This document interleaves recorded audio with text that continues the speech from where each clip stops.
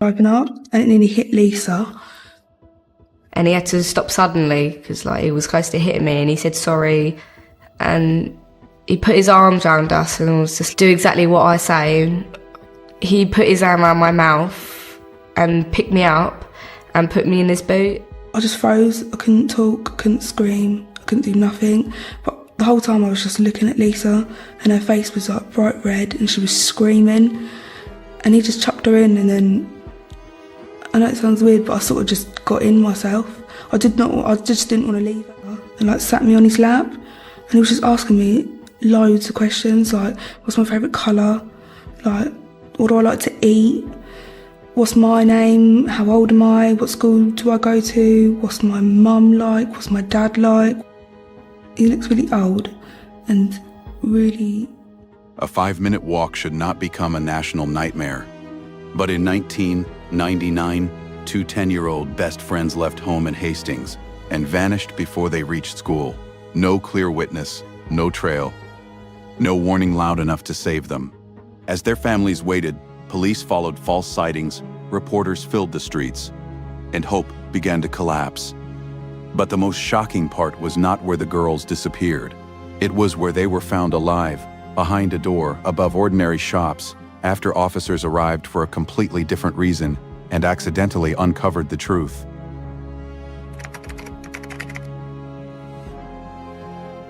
Imagine you are standing in Hastings on a cold winter morning in 1990.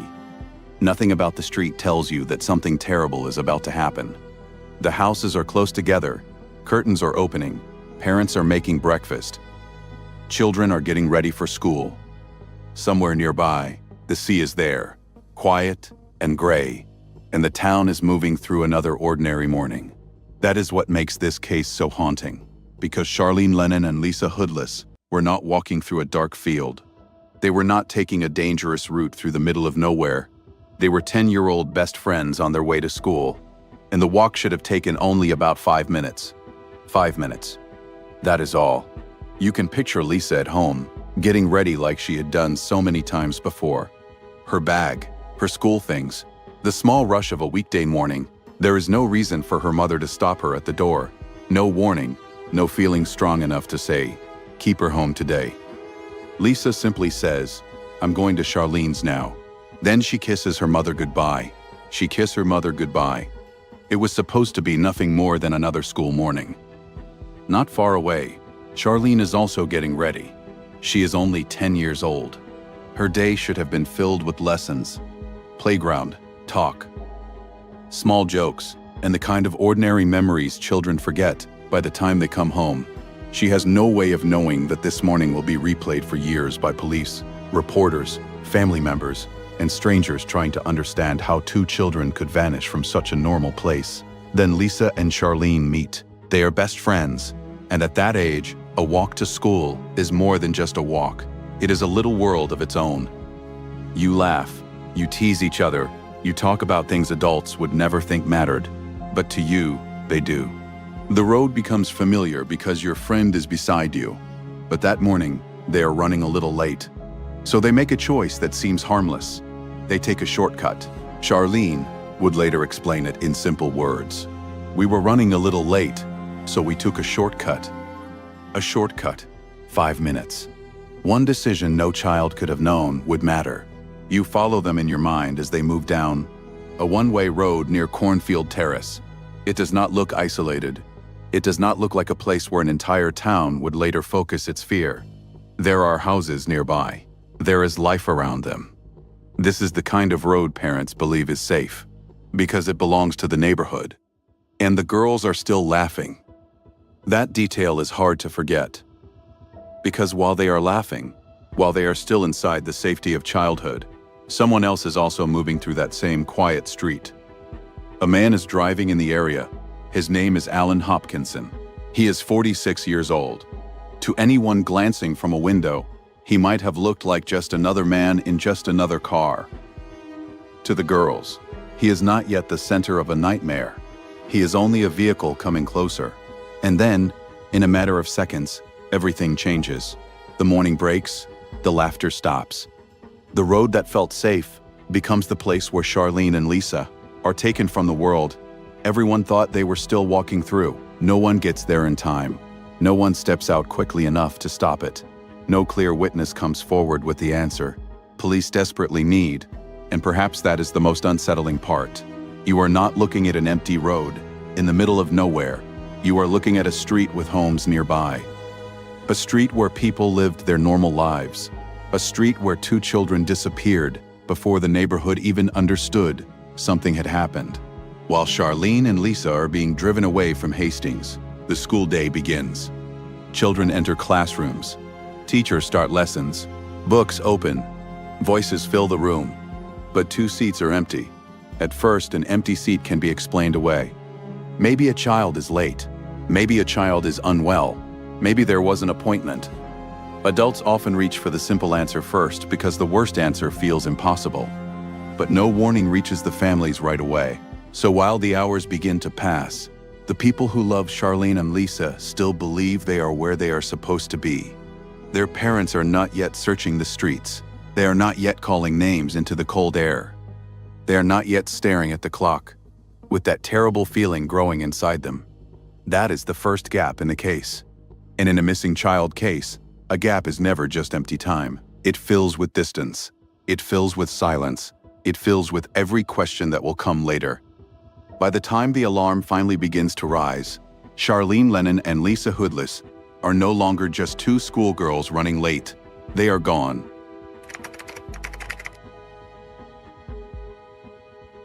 Before Charlene Lennon and Lisa Hoodless became names on the evening news, they were children. That is where this story has to begin. Not with police tape, not with search teams, not with the fear that later spread across Hastings. Before all of that, there was a classroom, a new girl, and one small act of kindness that probably seemed too ordinary to remember at the time. Charlene had not always lived in St. Leonard's. She had come from London, carrying a childhood already marked by change. Her mother had died, and after years of instability, Charlene had moved to the coast to begin a new life with her father. For an adult, a move can be explained with addresses, decisions, and paperwork. But for a child, moving means something much more personal. It means walking into rooms where everyone else already knows where they belong. At her new school, Charlene was the new girl. And being the new girl can be lonely in a way adults sometimes forget. You stand in a classroom where friendships already exist. Children already know who they sit with, who they play with, who they whisper to when the teacher turns around. You do not know the routines. You do not know the jokes. You do not know whether anyone will make space for you. Charlene later remembered that feeling. She was shown around the school, but being shown around is not the same as being welcomed. A teacher can point out a classroom, a desk, a playground, but another child has to make you feel like you belong there. That child was Lisa. The moment was small, almost painfully small. Charlene needed a sharpener. I needed a sharpener, Charlene remembered. Lisa had one. I had one she could borrow, Lisa said. It was a Spice Girl sharpener. That detail matters because it brings the girls back to life as children. Not symbols, not headlines, not photographs printed under the word missing. Children. Children with pencil cases, school bags, pop music, playground talk, and tiny objects that feel important, because childhood makes them important. Lisa did not know she was doing anything extraordinary. She did not know that one day people would look back at that moment and understand it as the beginning of something powerful. She simply saw a girl who needed something and offered what she had, a sharpener, a small gesture, a way in. That tiny classroom moment became the beginning of a friendship that would later carry them through the darkest days of their lives. After that, Charlene and Lisa became close almost immediately. They lived near each other, on roads close enough that friendship could grow through ordinary routines. They visited each other's homes. They played together. They walked together. They became the kind of friends who do not need a special reason to be side by side. And that is important, because the heart of this story is not only that 2 girls vanished on their way to school. The heart of this story is that they vanished together. On the morning everything changed, Charlene was not walking alone. Lisa was beside her. And Lisa was not alone either. Charlene was there. Two children stepped onto a familiar road, laughing and joking, not knowing that the bond between them would soon become one of the only things they could hold on to. In many true stories like this, the world remembers the terrible moment first. It remembers the date, the place, the search, the man responsible, the fear in the community. But sometimes the most powerful detail is not the loudest one. Sometimes it is the smallest. A Spice Girl sharpener, a child noticing another child, a friendship beginning. Because one girl did not want the new girl to feel invisible, that is the detail that keeps Charlene and Lisa human in the middle of everything that follows. It reminds you that before the cameras arrived, before their faces appeared in reports, before adults began asking how two children could disappear from such an ordinary street, they had already built a world of their own, a world made of school mornings, shared jokes, short walks, small kindnesses. And when the worst came, that friendship did not disappear. It was shaken. It was tested. It was pushed into a place no child should ever have to understand, but it was still there, because Lisa had once offered Charlene a sharpener, because Charlene had accepted, because from that simple moment, two children became best friends. Before they became the missing girls on the news, they were just two best friends walking to school.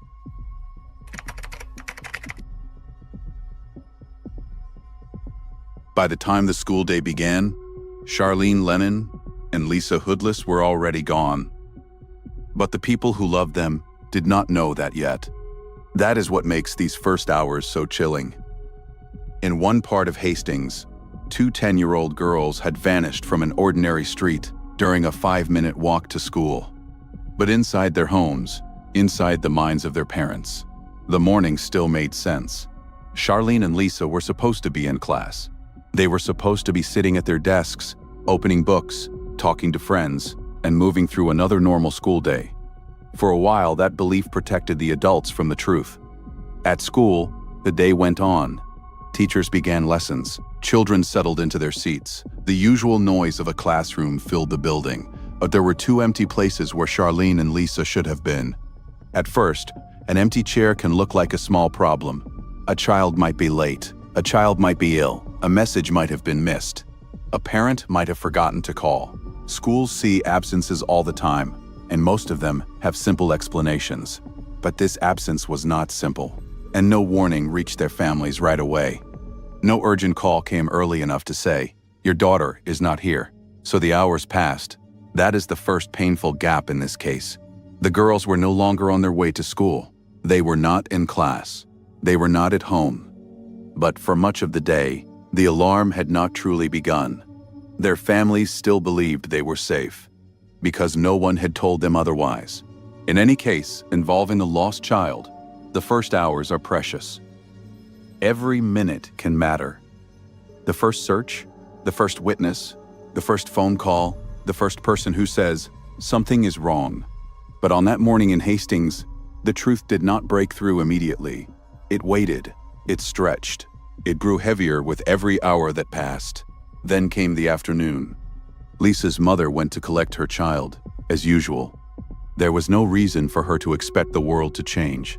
She was doing what parents do every day, waiting for school to end, expecting her daughter to come out with the other children. But Lisa did not appear. She waited. Then she waited longer. 10 minutes passed. The younger children became restless. Still, there was no Lisa and no Charlene. At first, the adults tried to reach for ordinary explanations. Maybe the girls had gone somewhere after school. Maybe they had skipped class and were now afraid of being told off. Maybe they were wandering around town, trying to decide how to explain themselves when they finally came home. It was worrying, but it was still better than imagining the truth. Then Lisa's mother went inside and asked a teacher. The answer changed everything. "Teacher, she hadn't been to school that day." That sentence turned an ordinary afternoon into panic. Because if Lisa had not been at school, then where had she been since morning? And if Charlene had not come home either, then what had happened on that short walk near Cornfield Terrace? Now the fear had a shape. A mother waited by the window. Friends were contacted, streets were checked. Small hopes were tested and broken, one by one. Maybe they were at someone's house. Maybe someone had seen them. Maybe there was still a simple answer, but the simple answers began to disappear. By late afternoon, the families were facing something no parent ever wants to understand. Charlene and Lisa had not just failed to come home. They had not been in school at all. They had been gone for hours. Charlene's stepmother called Charlene's father, Keith, at work. She told him Charlene had not returned. Lisa had not returned either. Friends had been checked. Nobody seemed to know where the girls were. Keith understood the danger immediately. "Father, phone the police straight away. I'm coming home now." That was the moment the case truly began for the families. But for Charlene and Lisa, the nightmare had already been unfolding all day. And if you are following this story with us, please subscribe to the channel. Cases like this remind us why small details matter: an empty chair, a late phone call, a parent waiting at a window, one sentence from a teacher that arrives far too late. By evening, the police were involved. Officers went to the homes, rooms were searched, questions were asked. Parents drove through the streets, looking for any sign of two little girls who should have been nearby. But there was no sign, no easy answer, no child walking back through the door. That is the terrible weight of these missing hours. For most of the day, Charlene and Lisa were gone, but the people who would have searched for them with everything they had still believed they were safe. The girls were not missing for a few minutes. They had been missing all day.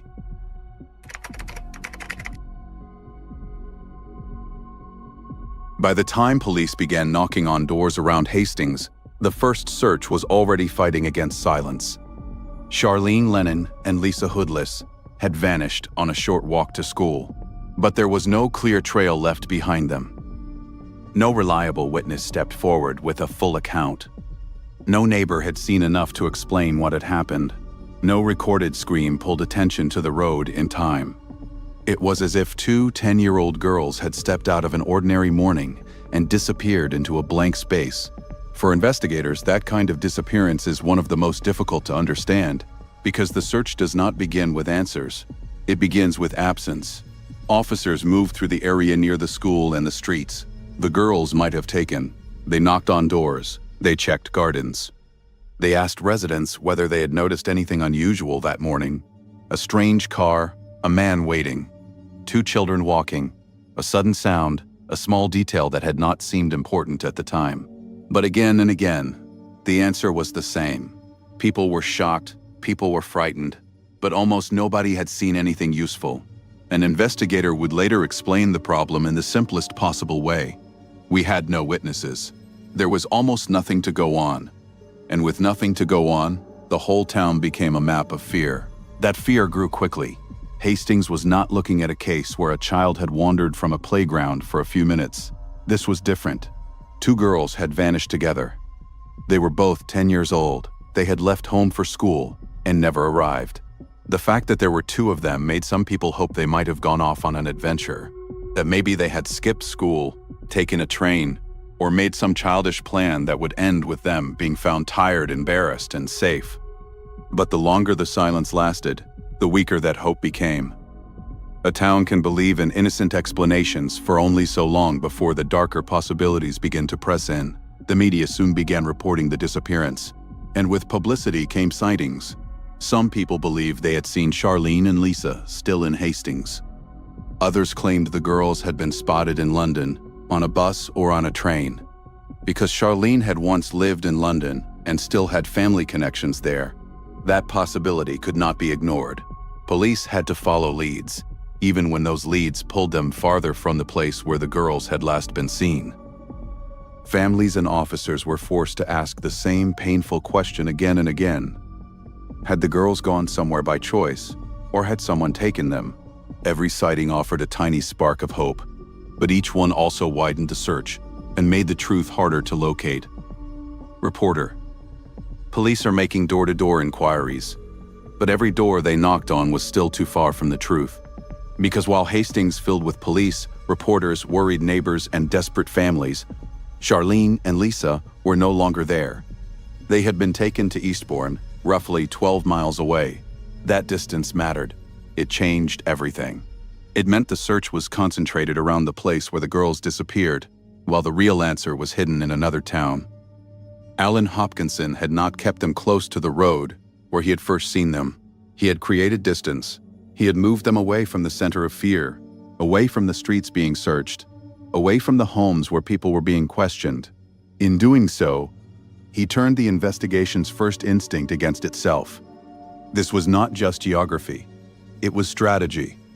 When a child disappears, the first place everyone looks is the last place that child was known to be. That makes sense. It is where witnesses might exist. It is where objects might be found. It is where the story seems to begin. But in this case, the beginning and the answer were separated by miles. Hastings held the panic. Eastbourne held the truth. And the more Hastings searched, the heavier the silence became, because all that effort could not reach the locked door where the girls were actually being kept. By night, the contrast was unbearable. In Hastings, police lights moved through familiar streets. Officers searched gardens. Parents waited beside phones. Reporters gathered pieces of a story nobody could yet complete. Posters and appeals began turning two ordinary schoolgirls into faces the whole country would recognize. But 12 miles away, above a shopping area in Eastbourne, there was a small flat most people had no reason to notice. Behind that door, the answer to the entire search was hidden. The town was looking everywhere. The country was listening for news. And Charlene and Lisa were still alive, still waiting, while everyone searching for them was looking in the wrong place.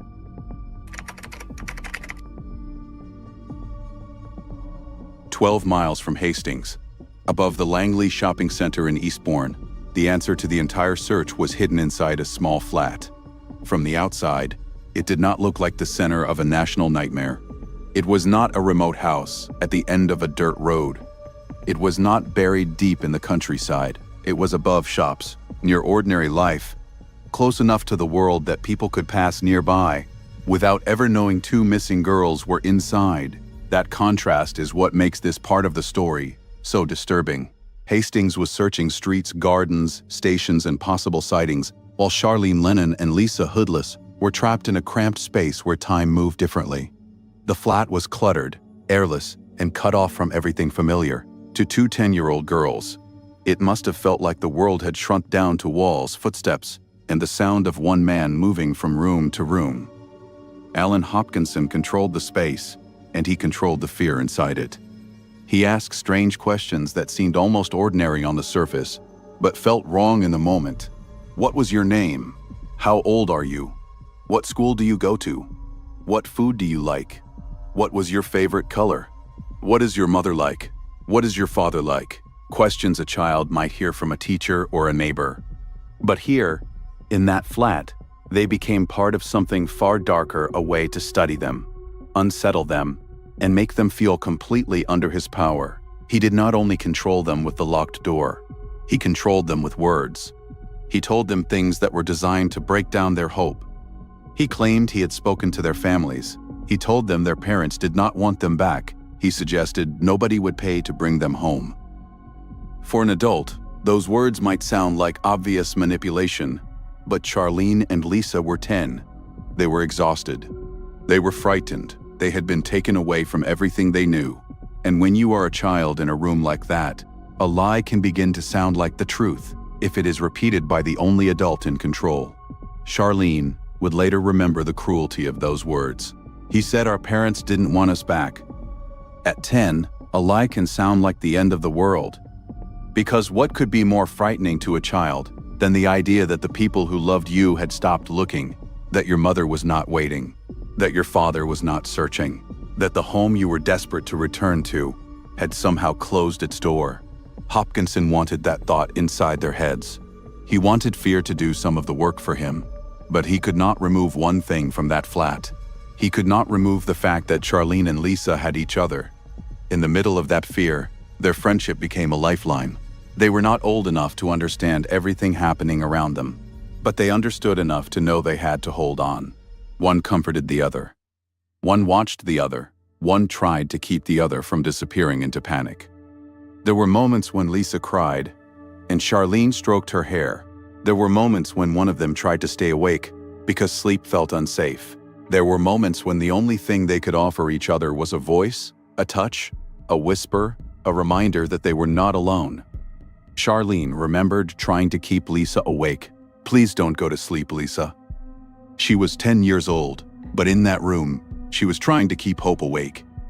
Lisa would later describe how tired she was, how hard she tried to stay conscious, and how her body simply gave in. "I was so tired. I tried, but I couldn't stay awake." Those words are not dramatic. They are simple. That is why they hurt. They sound like a child who has reached the edge of what a child can endure. And still, they stayed connected. That is the deeper strength inside this story. The miracle was not only that Charlene and Lisa were eventually found alive. The miracle was that, inside that flat, before anyone reached them, they were still helping each other survive minute by minute.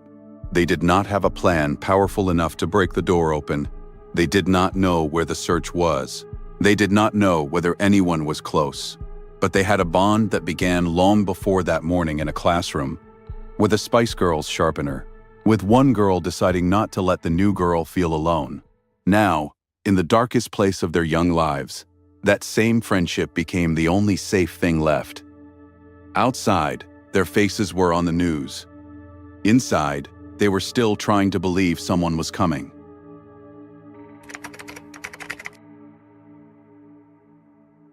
Alan Hopkinson did not enter this story as a mystery no one could have imagined.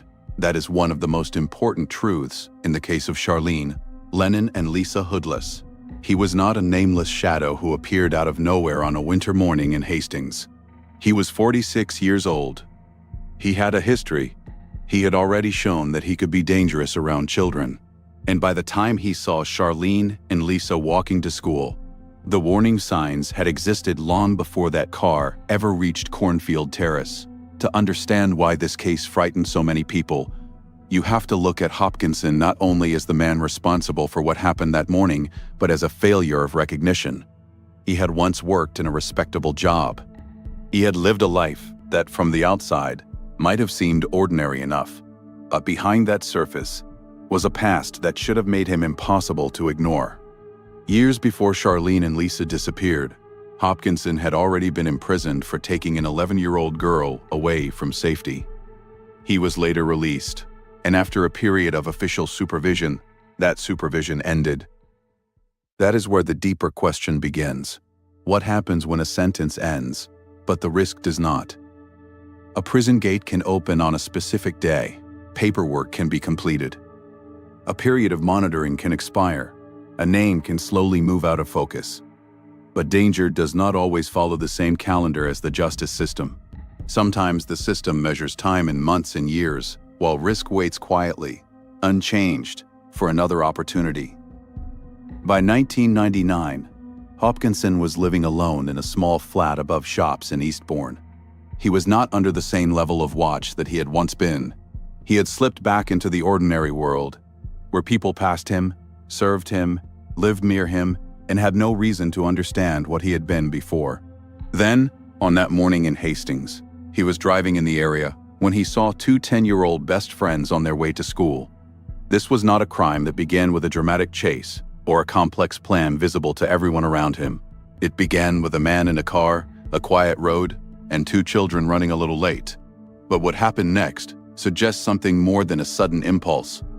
Hopkinson did not keep the girls near where they were taken. He moved them roughly 12 miles away to Eastbourne. He placed distance between the road where they vanished and the place where they were hidden.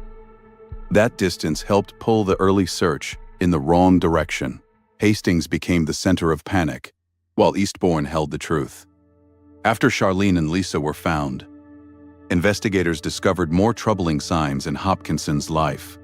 His flat contained materials and information that pointed toward a disturbing interest in children's schools and stories involving young girls being controlled or taken from safety.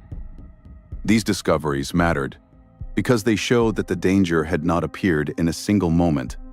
It had been building, stored, and carried with him.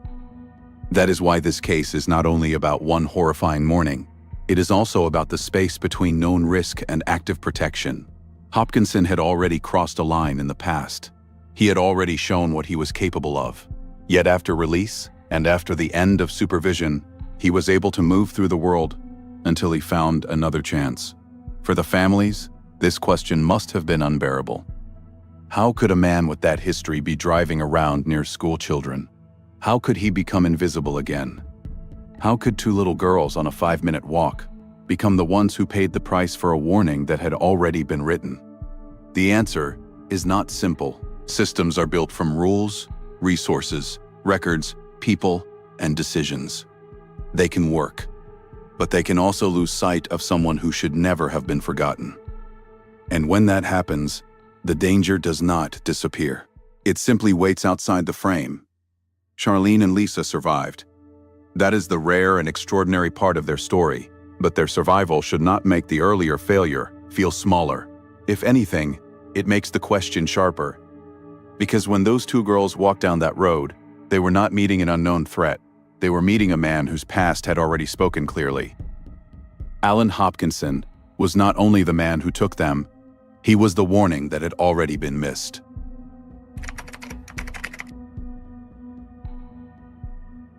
By the second day, the search for Charlene Lennon and Lisa Hoodless was no longer just a local emergency.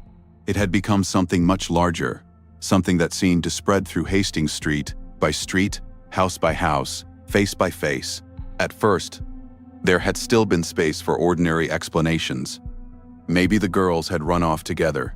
Maybe they had taken a train. Maybe they were frightened of being told off and were hiding somewhere nearby. But as the hours passed and no one found them, those explanations began to fall apart. The silence became too heavy. Two 10-year-old girls had left home for school, and now an entire town was trying to understand how they could vanish without leaving a clear trace behind. Police expanded the search. Officers moved through the streets. Specialist search teams were brought in.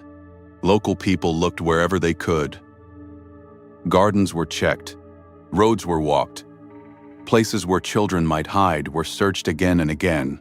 Every possible sighting had to be taken seriously, even when it pulled attention in different directions. One person thought they had seen the girls in Hastings.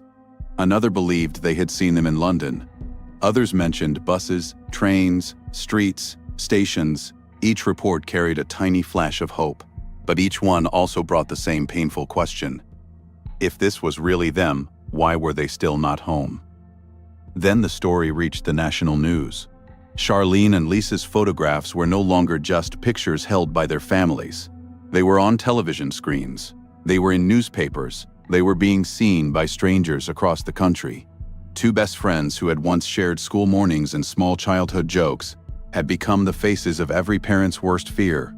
The media attention helped spread the search, but it also made the fear feel official.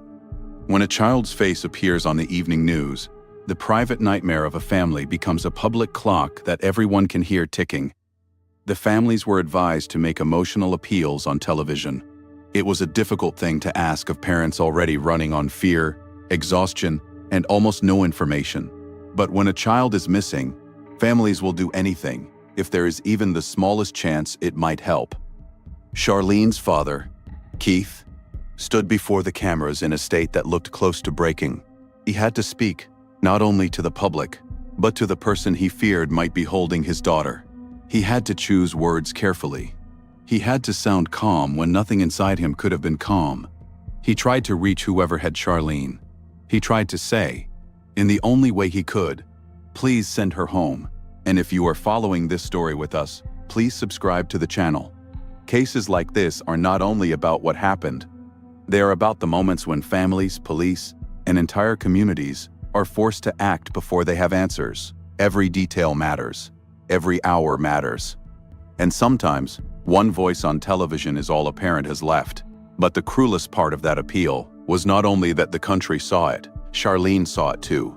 Inside the flat in Eastbourne, far from the streets being searched, far from the posters and police activity, she watched her father on television. She saw the look in his eyes.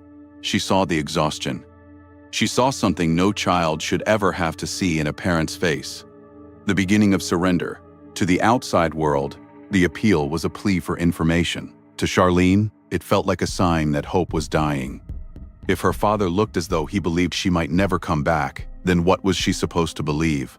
Children look to adults to understand the world. If adults panic, children feel the ground disappear. If adults lose hope, children can feel abandoned by the future itself. That is the psychological terror of this part of the case. Sometimes the most frightening thing is not only the room you are trapped in, it is the feeling that the world outside has started to let you go. Charlene and Lisa were still alive. They were still together.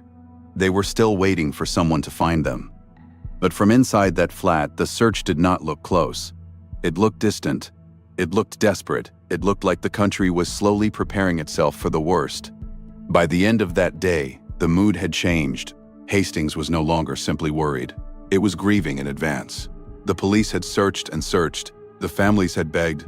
The newspapers had printed their faces. The television cameras had carried their names into homes across Britain. And still, there was no answer. The country was preparing for grief.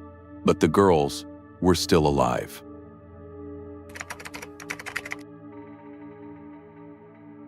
Three days of searches, hundreds of people looking, dozens of false sightings, and in the end, salvation sounded like knuckles against a door.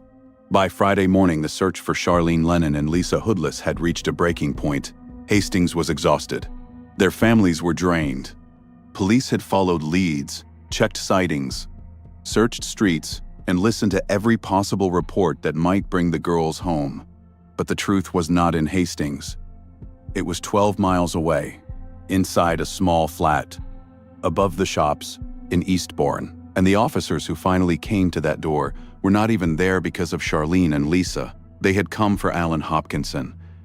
It was part of a separate investigation, one that had nothing to do with the two missing schoolgirls.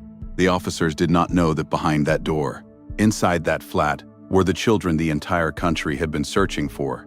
They did not know that only a few steps away from them, Charlene and Lisa were still alive, still waiting, still holding on.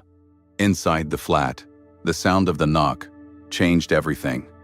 For days, no one had knocked on that door, no neighbor, no visitor, no voice from outside strong enough to break through the fear inside. So when the knock came, the girls understood that something different was happening. They could hear people at the door. Then they heard the word that must have felt almost impossible to believe: police. For Charlene and Lisa, hope arrived with terror attached to it. Because what if the officers left? What if they decided no one was home? What if Hopkinson refused to open the door and the chance disappeared as quickly as it had come? After everything they had endured, the girls were close enough to rescue to hear it, but still trapped behind the decision of the man who controlled the room. Hopkinson began to panic. He paced back and forth. He swore. He did not seem to know what to do. The pressure outside the door was building, and inside the flat, the girls waited in a kind of frozen fear. They could not make the door open.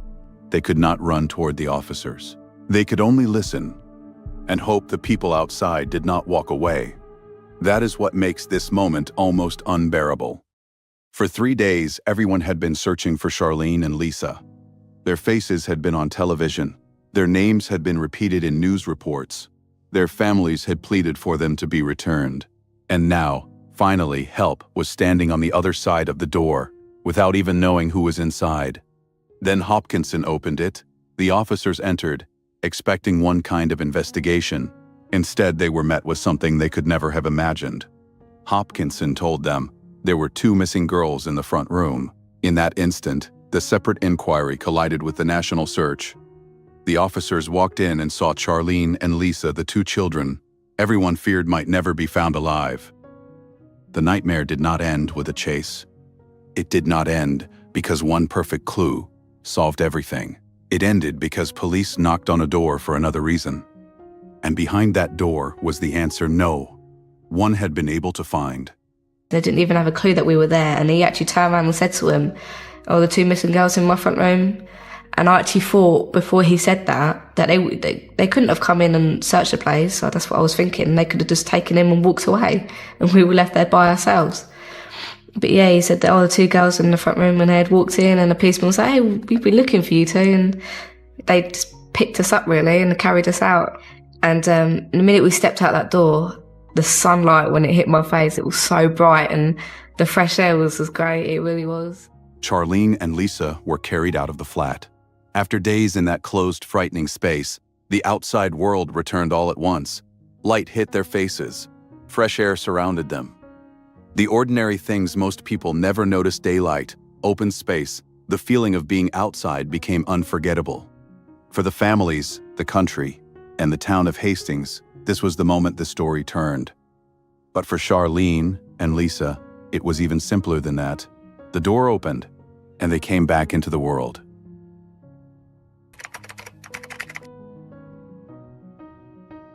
When Charlene Lennon and Lisa Hoodless stepped back into the outside world, the country exhaled. For 3 days, their names had been spoken with fear. Their faces had appeared on television screens and in newspapers. Parents across Britain had watched the story unfold with a feeling they could barely put into words. 2 10-year-old girls had left home for school and disappeared from an ordinary street. As the hours passed, hope had become thinner and thinner, until many people were quietly preparing themselves for the worst. Then came the impossible news. They were alive. To the public, that sounded like the ending. The door had opened. The girls had been found. The families were reunited. The nightmare was over. And in one sense, that was true. Charlene and Lisa were no longer hidden in that flat above the shops. They were no longer waiting for someone to hear them.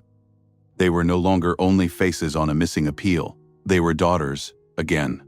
Children again. 2 best friends who had come back when so many feared they never would. The reunion was emotional beyond words. Parents who had spent days imagining every terrible possibility were suddenly holding their children again. The shock of grief was replaced by disbelief, relief, and tears. Charlene's father, Keith, who had stood before cameras and pleaded for his daughter to be sent home, now had her back in his arms. Lisa returned to the people who had been searching, waiting, and hoping through every unbearable hour. For the town of Hastings, it felt like a miracle. But survival is not simple, and being found alive does not mean the story ends cleanly. In the days that followed, the focus turned to Alan Hopkinson. He was arrested, and the evidence gathered from his flat made clear that the danger had been far deeper than the public first understood. In May 1999, he was sentenced to multiple life terms. The case also led to changes in school procedures, especially around how quickly parents should be contacted when children fail to arrive. That change matters, because one of the most painful facts in this case was the gap, the hours when Charlene and Lisa were gone. But their families still believed they were in class. Yet legal consequences and new guidelines could not erase what had happened. For Charlene and Lisa, coming home was not the same as returning to the life they had before. They had survived together, but healing did not happen in the same way for both of them. Their friendship, once simple and joyful, became complicated by memory. The person who had helped you endure the darkest days of your life can also become the person who reminds you of them. That is one of the truths people often miss in stories like this. The public wants a final scene, a hug, a smile, a headline that says the children are safe. But the people who live through it do not get to walk away when the cameras leave. They have to wake up the next morning. They have to go back to school. They have to grow up with memories that no child should have to carry. For a time, Charlene and Lisa drifted apart. The bond that had helped them survive was still there, but pain stood between them. Years passed before they were able to fully find their way back to each other. And when they did, it was not because the past had disappeared. It was because they understood something no one else could understand in quite the same way. They had been there together. They had held on together, and somehow they had come back together. That is why this story is not only about fear. It is also about what happens after fear. It is about the long road after rescue, the quiet years after the headlines, and the strength it takes to live beyond the worst thing that ever happened to you. Charlene and Lisa were found alive. But the real survival began after they came home. Go back to the beginning, before the search teams, before the television appeals, before the country knew their names. Go back to Hastings on that winter morning in 1999, when 2 10-year-old girls left home for school. Lisa Hoodless said she was going to Charlene's. Charlene Lennon's stepped out into a day that should have been ordinary. There was no warning in the air. No sign on the road, no reason for any parent to believe that a 5-minute walk could become the center of a national nightmare. It was just a short route through familiar streets, a school morning like countless others, and a goodbye that no one knew they would replay for years. That is the part that stays with you, the smallness of it. A short walk, a decision to take a shortcut, a one-way road near Cornfield Terrace. Two best friends laughing, joking, and moving quickly because they were running a little late. Then a car. Then silence. Behind them, Hastings carried on. Curtains opened. Breakfast plates were cleared. The school day began. Inside the classroom, 2 seats sat empty, but the alarm did not rise fast enough. For hours, the people who loved Charlene and Lisa still believed they were where they were supposed to be. That is how the first gap opened, not with noise, but with ordinary life continuing around a terrible absence. Then came the waiting. Mothers at the end of the school day, a child who did not appear, a teacher's sentence that turned confusion into fear, families calling friends, checking places, trying to hold on to simple explanations because the truth was too heavy to face. Then came the police. The door-to-door searches, gardens checked, streets walked, posters printed, reporters gathering in Hastings. The whole town became a place of questions. Where were they? Who had seen them? Had they run away? Had someone taken them? Every answer seemed possible for a moment, then disappeared into the same silence. And while Hastings searched, the truth was 12 miles away.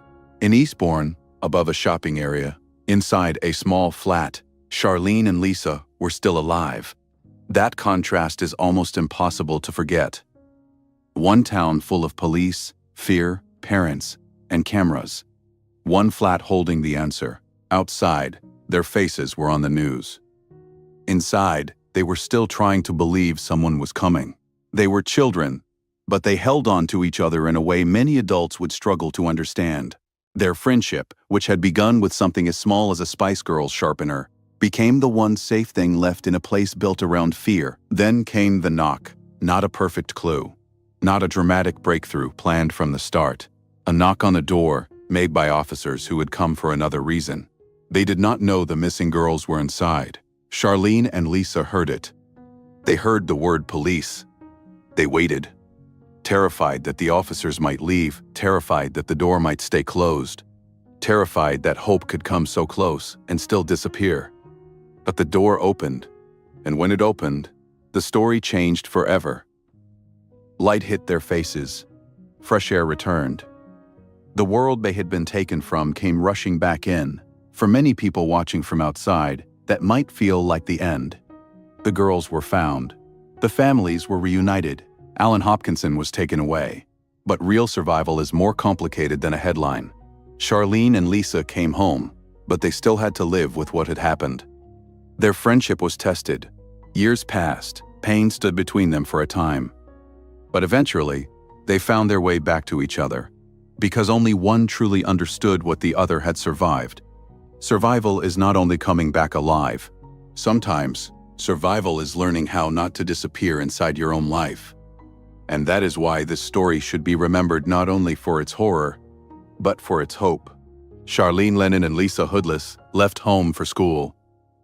For 3 days, the world feared that short walk had taken everything from them. But behind one door in Eastbourne, 2 little girls were still holding on. And when that door finally opened, the story did not end in silence.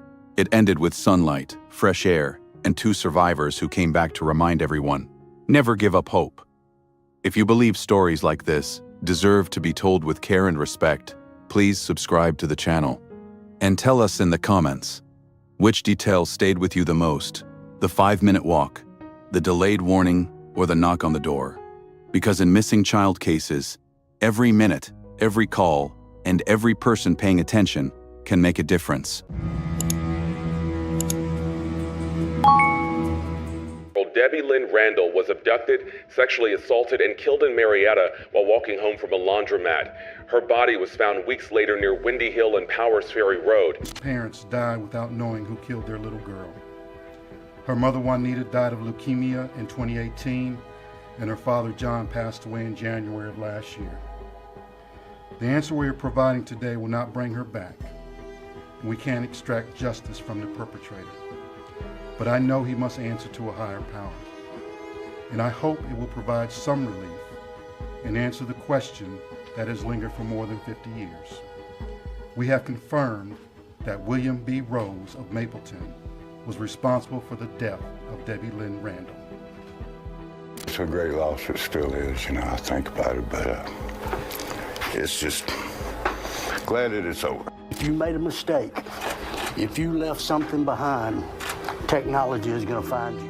It's a freezing January night in 1972, and you are standing on the exact street corner where a 9-year-old girl is taking her final steps toward home.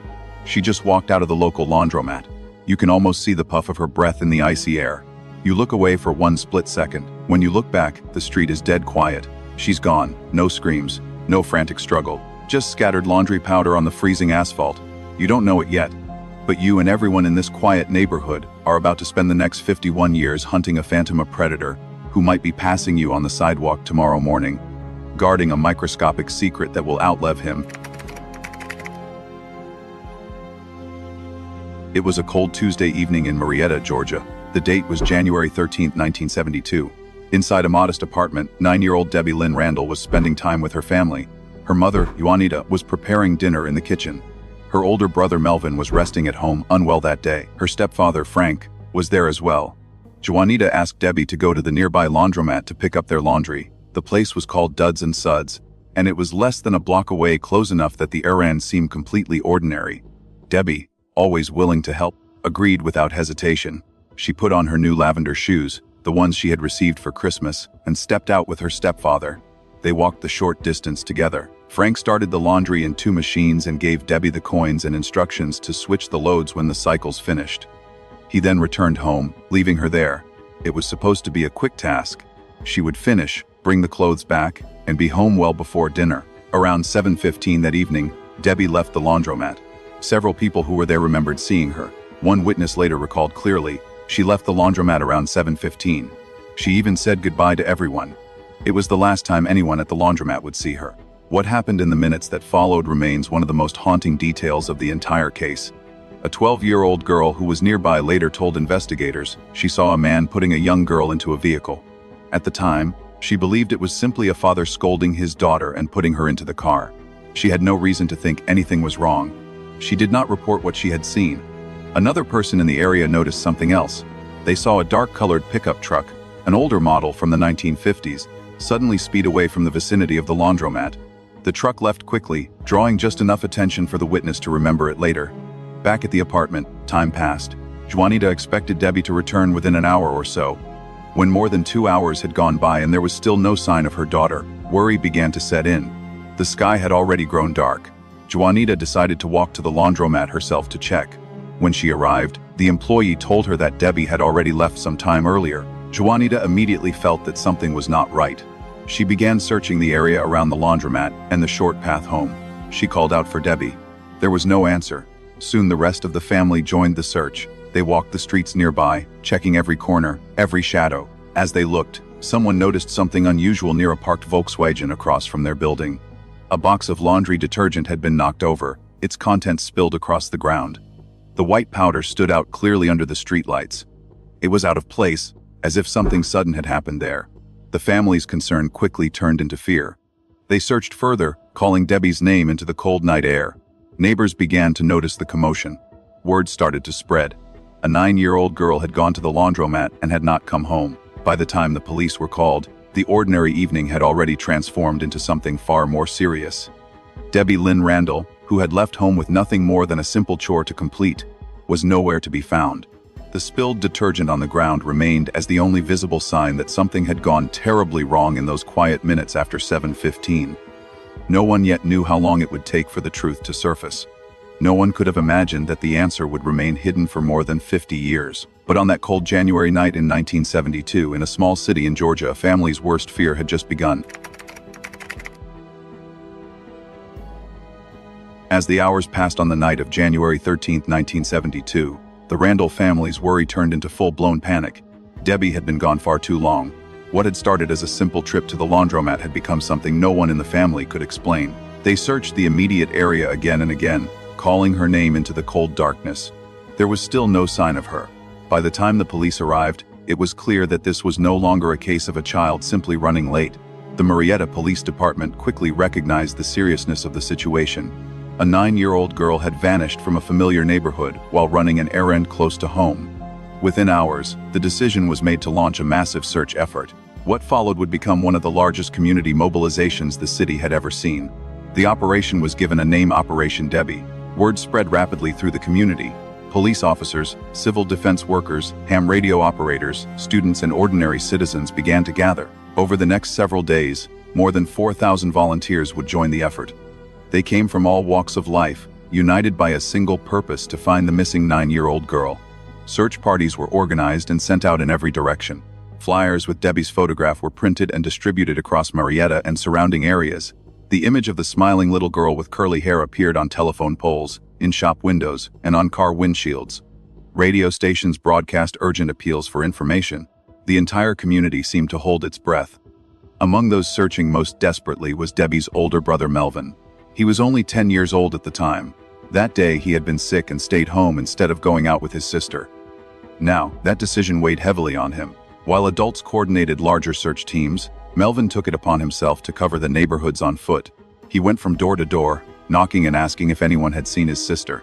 He carried stacks of flyers and taped them wherever he could find space. Years later, Melvin would still remember the weight of that guilt. In a public statement, he shared, "I felt guilty because that day I was sick and didn't go with my little sister. I went everywhere asking questions and putting up flyers, hoping to find her." What I remember most, I was sick that day, and I wasn't able to go outside. And there for a while, a long time, I blamed myself for it because I was a big brother. The image of a 10-year-old boy walking the cold streets, knocking on strangers' doors with tears in his eyes, became one of the most heartbreaking details of the entire search. While thousands of adults were involved in the official operation, Melvin's personal mission reflected the deep pain running through the family. He was not just looking for his sister, he was carrying a burden no child should ever have to bear. As the days went on without any solid leads, the mood in Marietta grew heavier. What had begun with organized hope slowly shifted into something more desperate. Volunteers continued to show up, but the reality of the situation was becoming harder to ignore. A child had disappeared in broad daylight from a familiar place, and no one seemed to have seen anything that could explain what happened. The spilled laundry detergent near the family's apartment remained one of the few physical clues. Investigators examined the area carefully, but it offered few answers at the time. The dark pickup truck seen speeding away earlier that evening was noted, yet with limited technology and no clear description of the driver, it led nowhere. Every evening, the Randall family returned home hoping for news that never came. Every morning, they woke up to the same unbearable uncertainty. The community around them continued to search, to call, to pray. But with each passing day, the fear that something terrible had happened grew stronger. Operation Debbie showed the best of what a community could do when one of its own was in danger. Thousands of people gave their time, their energy, and their hope. Yet as the search stretched on, it also revealed something else: how quickly an ordinary evening could shatter an entire family, and how long the pain of not knowing could last. For the Randalls, the nights grew colder and the days grew longer. And still, there was no sign of Debbie. For 16 long days, the search for Debbie Lynn Randall continued without pause. Operation Debbie had brought thousands of volunteers into the streets and woods around Marietta. Every morning, new teams set out. Every evening, they returned with nothing but growing exhaustion and fading hope. The Randall family lived in a state of constant dread, waiting for any piece of news that might bring their daughter home. On the morning of January 29, 1972, that waiting came to a devastating end. A group of students from Southern Tech were walking through a wooded area near the intersection of Windy Hill Road and Powers Ferry Road when they noticed something unusual on the ground. There were drag marks leading into the trees. Following the marks, they made a discovery that would forever change the course of the investigation. Debbie's body was found approximately 6 miles from the Duds and Suds laundromat where she had last been seen. The location was remote enough that it had not been thoroughly searched in the early days of the operation. The students immediately alerted the authorities. When investigators arrived at the scene, they worked with great care. The area was processed methodically. Among the items collected were a strand of hair that did not appear to belong to Debbie, a piece of cloth found near the body, and traces of soil on her clothing. What stood out to the investigators was that the soil did not entirely match the immediate area. It appeared to match two different locations, suggesting that Debbie had been taken to one place first and later moved to where she was eventually found. One investigator who worked on the case later explained the approach taken at the scene. "What collected every piece of evidence we could at the scene and preserved it as carefully as possible at the time." They collected the evidence and processed the scene meticulously. The preservation of that evidence from that day was instrumental in solving the case. As time went on, detectives followed up on hundreds of leads to no avail. That careful preservation would prove to be more important than anyone could have known in 1972. At the time, however, the focus was on understanding what had happened and identifying who was responsible. The discovery sent shockwaves through Marietta. The community that had searched so tirelessly now had to face the reality they had feared most. News of the discovery spread quickly. For the Randall family, the confirmation of their worst fears was crushing. What had begun as a desperate search for a missing child had ended in the woods off Windy Hill and Powers Ferry. The same community that had come together with hope now gathered in grief. The investigation into Debbie's death began immediately. Police examined the drag marks, the position of the body, and every piece of evidence collected. The hair and the piece of cloth were logged and stored. The soil samples were noted and compared. Every detail was recorded, even though the technology of the era offered limited ways to analyze them. Despite the careful work at the scene, the case did not yield quick answers. There were no immediate suspects. The dark pickup truck seen leaving the laundromat area on the night of January 13 remained a point of interest, but without more information it led nowhere. The 12-year-old witness who had seen a man placing a girl into a vehicle was interviewed again, but her account, while helpful, did not produce a clear lead at the time. As days turned into weeks, the intense public attention began to fade. The flyers that had covered the city were slowly taken down. The search parties returned to their normal lives. What remained was a family left with an unbearable loss and a police department determined to keep the case alive, even as leads grew cold. The discovery in the woods marked a turning point. The search for a missing girl had become a homicide investigation. And while the community had shown extraordinary unity in the days after Debbie disappeared, the months and years that followed would test how long that attention could last. For the Randall family, the pain did not end with the discovery. In many ways, it was only beginning. They now faced the long, difficult road of living without answers, a road that would stretch on for more than 5 decades. After the discovery of Debbie's body in late January 1972, the investigation continued with intensity for several months. Police followed every lead that came in. Tips poured in from across the community and beyond. Detectives interviewed dozens of people, checked alibis, and examined every possible connection to the dark pickup truck seen near the laundromat on the night she disappeared. Hundreds of leads were pursued. Each one was checked carefully, yet none of them led to an arrest or even a solid suspect. The evidence collected at the scene, including the strand of hair and the piece of cloth, could not be analyzed with the technology available at the time. What had once been an active, highly publicized investigation slowly began to lose momentum. By the mid-1970s, the case had gone cold. The massive volunteer effort known as Operation Debbie had long since ended. The flyers that once covered the city had been taken down. Life in Marietta gradually returned to normal for most people. But for the Randall family, nothing would ever be normal again. Juanita and John Randall carried an unimaginable burden. Every day, they lived with the knowledge that their 9-year-old daughter had been taken from them, and that the person responsible was still unknown. They held on to fragile hope whenever a new tip surfaced, or whenever police told them they were looking into something. But as the years passed, those moments of hope became rarer and more painful. The couple tried to keep going for the sake of their son Melvin, but the loss of Debbie created a permanent emptiness in their lives. Juanita often spoke about the pain of not knowing. John carried his grief more quietly, but it never left him. They attended every possible update from the police, no matter how small. They waited for answers that never came. Their son Melvin grew up carrying his own weight. The guilt he felt as a 10-year-old boy who had stayed homesick that day never fully disappeared. As an adult, he continued to think about his sister and the terrible uncertainty that had defined his family's life. In later years, he would reflect on what hurt him most. Mom and Dad both passed away without ever knowing who did this to my little sister. That's what hurts me the most.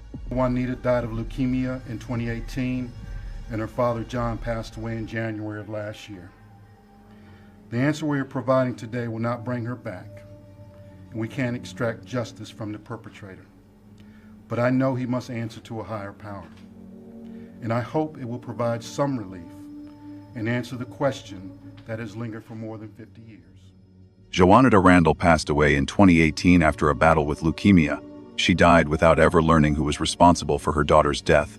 John Randall lived for 4 more years. He passed away in January 2022, just days before the 50th anniversary of Debbie's disappearance. Like his wife, he never received the answers he had waited for his entire adult life. For over 5 decades, the Randall family lived in a painful limbo. They were not just grieving the loss of their daughter and sister, they were grieving the absence of truth. Every year that passed without resolution added another layer of pain. Holidays, birthdays, and ordinary moments were all marked by the question that had no answer: who did this and why? The cold case did not mean the police had forgotten about Debbie. Detectives who worked on it over the years kept the files. Evidence was preserved. But without new technology or new leads, there was little progress to report to the family.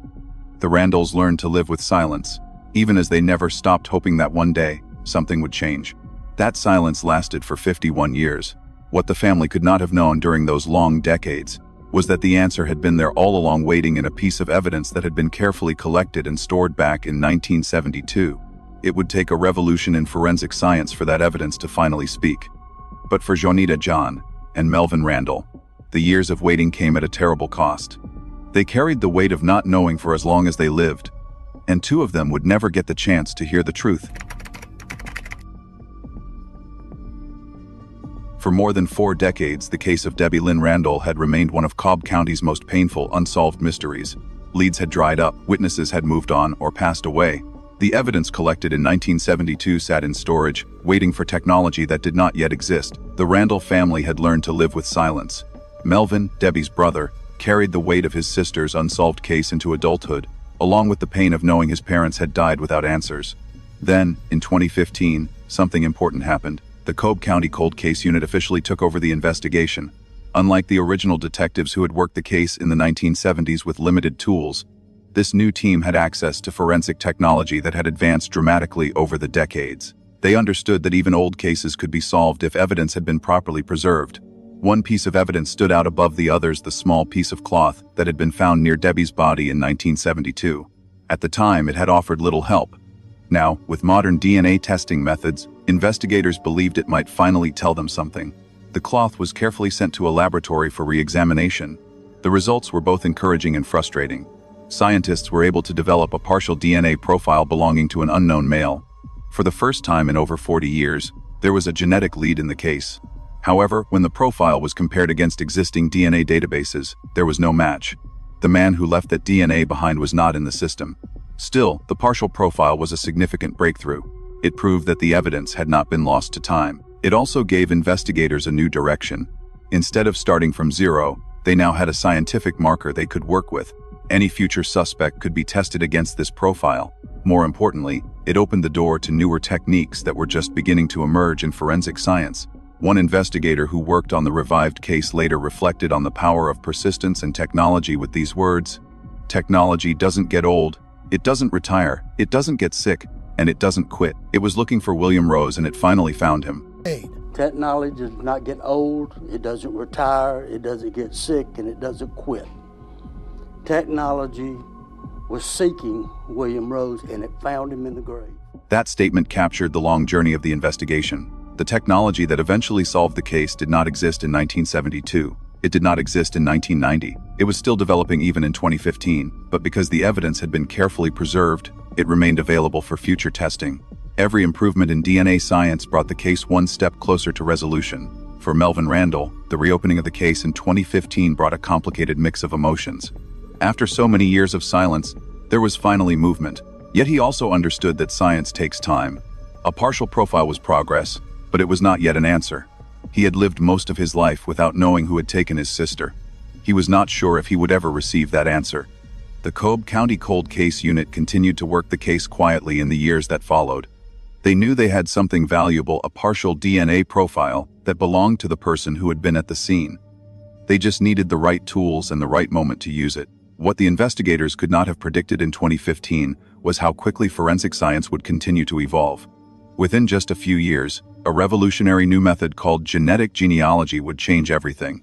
It would allow them to do something that had never been possible before: use that partial DNA profile to search beyond criminal databases and into public genealogy records. But in 2015, that future was still unknown. The team focused on what they had: a renewed investigation, preserved evidence, and a partial profile that gave them hope for the first time in decades. The cold case of Debbie Lynn Randall was no longer completely cold. A small flame of progress had been lit. And although it would take several more years of work, that flame would eventually grow into the breakthrough the Randall family had waited for their entire lives.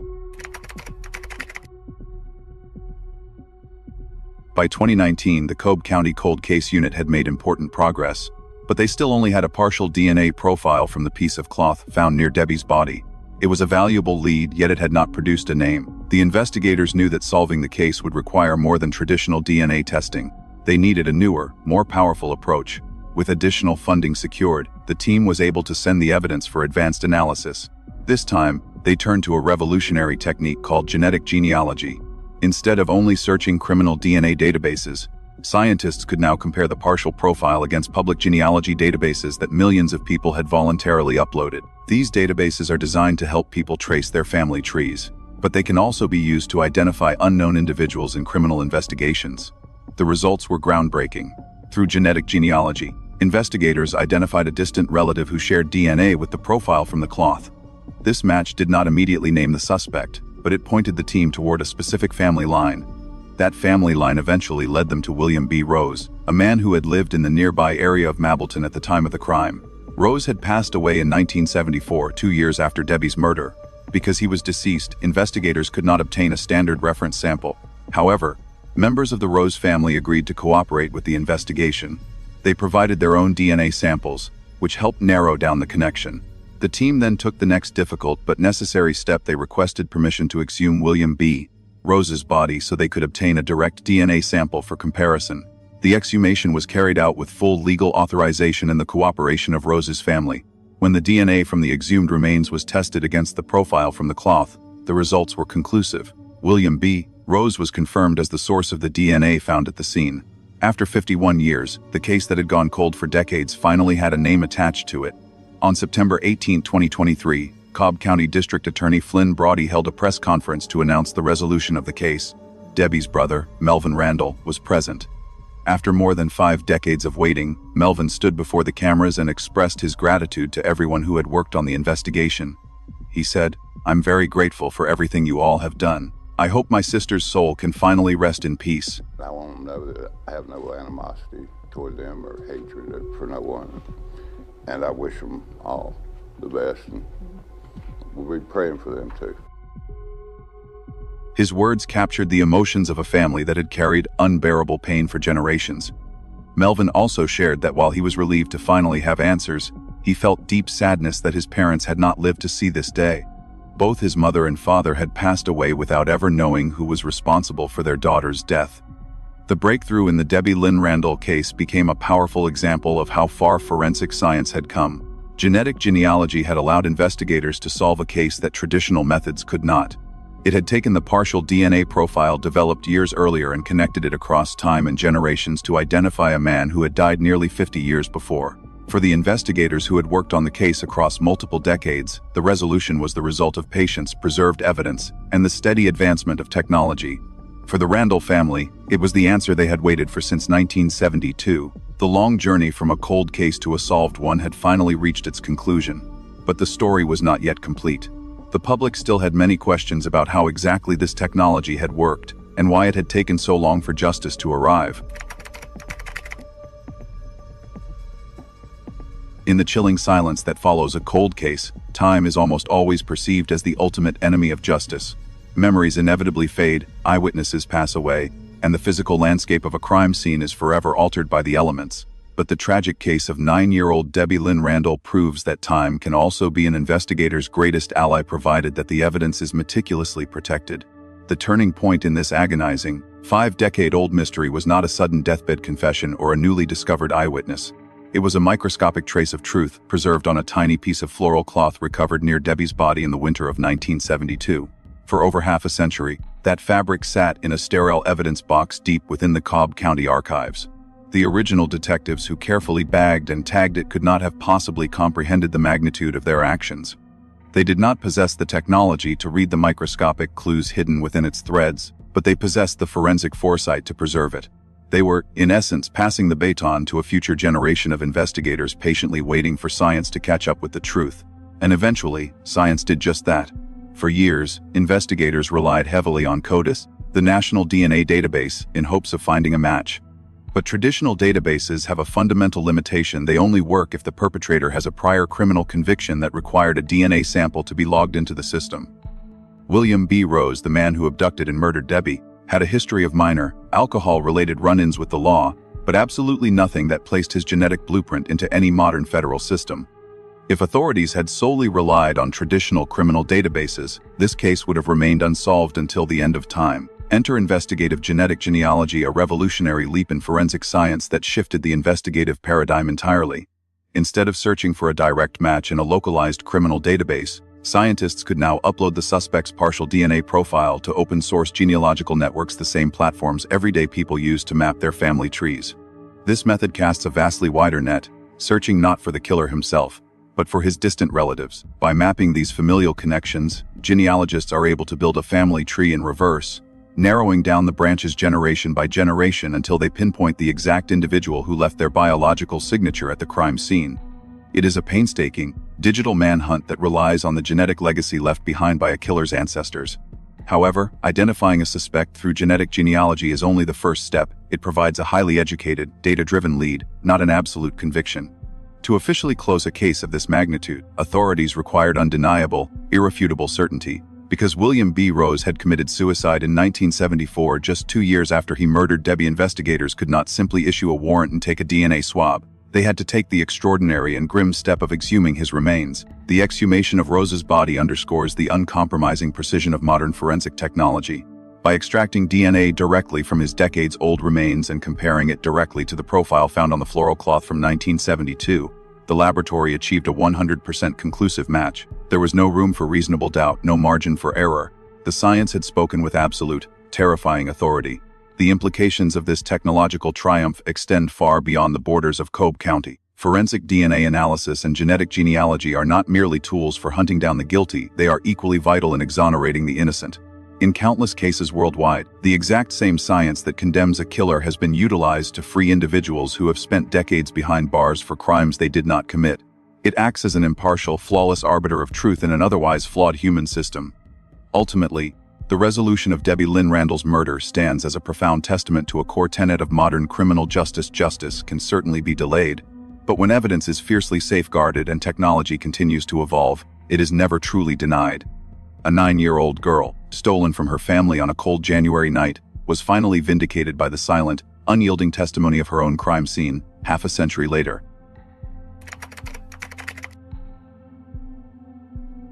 Mother, that was her wish that she would be alive to find out what happened. And unfortunately, we lost her, but the rest of the family, we've always wondered. If you made a mistake, if you left something behind, technology is going to find you. I learned over the years it don't do you no good to hate or hold grudges or anything like that. For 51 years, the ghost of a nameless killer haunted the streets of Marietta, Georgia. He was a phantom who had slipped through the fingers of a massive, multi-agency manhunt, leaving behind nothing but shattered lives and a single, microscopic thread of biological evidence. But on the morning of September 18, 2023, that ghost was finally given a name. Standing before a room filled with seasoned detectives, local journalists, and a community still scarred by a half-century-old trauma, the Cobb County District Attorney's Office stepped up to the podium. They were there to deliver the news the Randall family had spent a lifetime praying for. The identity of the perpetrator was no longer a mystery. The man who abducted and murdered 9-year-old Debbie Lynn Randall was a local resident named William B. Rose. The revelation of Rose's identity sent a profound shockwave through the press room, not because he was a notorious criminal mastermind, but precisely because he was so terrifyingly ordinary. At the time of the murder in the winter of 1972, William B. Rose was a 24-year-old man living in nearby Mableton, Georgia. He was not a transient drifter passing through town, nor was he a phantom striking from the shadows of another state. He was a local. Even more chilling was the revelation of his proximity to the victim's everyday life. Investigators disclosed that Rose actually had extended family members who resided in the very same Marietta apartment complex where Debbie and her parents lived. He was intimately familiar with the geography of the neighborhood, the local streets, and the quiet routines of the community. Yet, despite this horrifying spatial proximity, investigators were quick to clarify a crucial detail that framed the psychological profile of this tragedy. This was not a meticulously calculated, long-term predatory stalking. After an exhaustive review of the evidence, the timeline, and the dynamics of that cold January evening, law enforcement officially categorized the abduction as a crime of opportunity. It was a deadly, catastrophic intersection of time and place. On that fateful night, Rose likely happened to be driving through the area, perhaps visiting his relatives, or simply passing through the neighborhood when he spotted a vulnerable 9-year-old girl walking alone from the Duds and Suds laundromat in the dark.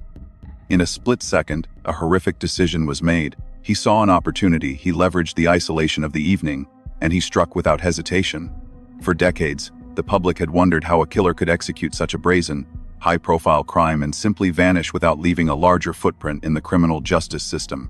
The truth, as it turned out, was rooted in a grim, self-inflicted finality. William B. Rose never faced a judge or a jury. He never sat in an interrogation room across from a homicide detective, sweating under the immense weight of his own guilt. In fact, he was never even on the police radar as a viable suspect during the initial frantic investigation in 1972. Instead, just 2 years after he strangled the life out of Debbie Lynn Randall, Rose chose a coward's exit. In 1974, at the age of 26, William B. Rose committed suicide. Windy Hill and Powers Ferry Road. Well, in just the last 2 hours, officials announced they have finally solved this case using genetic genealogy. They say William B. Rose of Mableton, who was just 24 at the time, is now responsible. They know he's responsible for Randall's death. He died by suicide 2 years after her murder. While the exact motives behind his suicide went to the grave with him, the timing is impossible for criminal psychologists and investigators to ignore. Did the suffocating weight of what he had done to an innocent child finally crush his conscience? Or was he living in a state of perpetual paranoia, constantly looking over his shoulder, terrified that the relentless police pressure and the massive community search would eventually trace the evidence back to his front door? We may never know what drove him to end his own life, but the result was the same. He effectively erased himself from the earthly justice system, leaving behind a cold trail that would take over 5 decades of technological evolution to uncover. The official announcement brought a highly complex wave of emotions to the forefront. There was an undeniable sense of profound victory for the cold case detectives who had refused to let Debbie's file gather dust in a forgotten basement.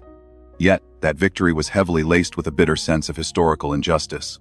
The system would never have the satisfaction of locking William B. Rose in a prison cell. He had cheated an earthly trial. However, as the district attorney made abundantly clear during that September press conference, Rose could not cheat science. He could not erase the biological signature he left behind on that tiny piece of floral cloth. He may have escaped a courtroom in 1974, but he could not escape the unrelenting, unyielding reach of modern forensic truth in 2023. 51 years is an unfathomable amount of time to carry a burden, especially for a brother who spent his entire life wondering what happened to his little sister. When the Cobb County District Attorney's Office finally announced the name of Debbie Lynn Randall's killer in September 2023, the room's attention naturally shifted from the cold, clinical science of DNA to the raw, enduring human cost of the crime. Sitting in the front row was Melvin Randall. Now a grown man with a lifetime of his own experiences, he was the sole surviving member of Debbie's immediate family. His parents, John and Juanita, had passed away years prior, taking the agonizing mystery to their graves. As Melvin approached the podium, the weight of half a century of grief, guilt, and unanswered questions seemed to rest squarely on his shoulders. When he spoke to the assembled press, Melvin's voice carried a poignant, heartbreaking mixture of profound relief and an inescapable, crushing sorrow. The relief was palpable. The faceless monster who had stolen his sister finally had a name, a face, and a definitive ending. The haunting question of Ho had finally been answered, lifting a shadow that had darkened his entire existence. Yet, that relief was instantly tempered by the devastating reality of who was missing from the room. Melvin spoke movingly of his mother, who had fought a brave battle with leukemia and passed away in 2018, and his father, who died in 2022. They had spent their entire lives waiting for this exact phone call, praying for this exact press conference. The ultimate tragedy of this triumph was that science had arrived just a few years too late to offer closure to the parents who had endured the deepest loss imaginable. But perhaps the most breathtaking moment of the press conference did not come from the intricate details of the forensic investigation, but rather from Melvin's astonishing capacity for grace. When addressing the family of William B. Rose's relatives, who had unwittingly harbored a murderer's dark secret in their bloodline for decades, Melvin, displayed a level of empathy that left the room in absolute awe. He stated clearly and resolutely that he harbored no hatred, no ill will, and no desire for vengeance against the Rose family. He acknowledged that they, too, were secondary victims of William's hidden darkness. Instead of projecting righteous anger, Melvin offered his sincere prayers for them, recognizing the shock and profound pain they must have felt upon learning that their relative was responsible for one of the most infamous crimes in Georgia's history. It was a profound act of radical forgiveness, serving as a brilliant, blinding counter-narrative to the brutality of the crime itself. This incredible spirit of healing extended far beyond the Randall family and reached deep into the heart of the Marietta community. Even though half a century had passed, the city had never forgotten the little girl in the brightly colored clothes who vanished on a freezing January night. For decades, the name Debbie Lynn Randall had been synonymous with a tragic cautionary tale, a dark, unresolved shadow hanging over the town. But with the case finally officially closed, the community resolved to rewrite that narrative. They firmly refused to let Debbie's legacy be defined solely by the violence of her final moments or the cowardice of the man who took her life. To honor her enduring spirit, the local community, alongside the dedicated law enforcement officials who had worked the case across multiple generations, came together to create a permanent, living memorial. They unveiled a beautiful, vibrant butterfly memorial garden in Marietta. The choice of a butterfly garden was profoundly symbolic. Butterflies represent beautiful transformation, the delicate and fragile beauty of a life cut short, and the gentle resilience of nature. Today, where there was once only a cold case file filled with grim crime scene photos, fading suspect lists, and painful unanswered questions, there is now a sunlit sanctuary of blooming flowers and fluttering wings. The garden serves as a quiet, living testament to a community's unbreakable vow that while the wheels of justice took 51 years to turn, the love and memory for a 9-year-old girl named Debbie Lynn Randall will last for eternity. When the final, long-awaited chapter of a cold case is written, it inevitably leaves us looking backward, forcing society to fundamentally re-examine everything we thought we knew about the boundaries of criminal justice. The tragic, 51-year saga of Debbie Lynn Randall is not merely a localized story of a stolen life within the borders of Cobb County. It is a monumental, historical testament to a profound global shift in how we understand crime, punishment, and the relentless passage of time. Today, the landscape of criminal investigation has been completely and irrevocably transformed. The advent of advanced forensic DNA analysis, specifically the groundbreaking application of investigative genetic genealogy, has rewritten the global rulebook for unsolved homicides. We have officially crossed the threshold into an era where time is no longer a safe harbor for the guilty. A murderer can change his identity, cross international borders, or even take his own life to permanently evade a physical courtroom, but he can never erase his genetic fingerprint. The biological echoes of a brutal crime will inevitably outlive the criminal, patiently waiting in the dark for science to finally turn on the lights. Yet, it is crucial to recognize that all the cutting-edge, multi-million-dollar technology in the modern world is rendered absolutely useless without the steadfast diligence of the past.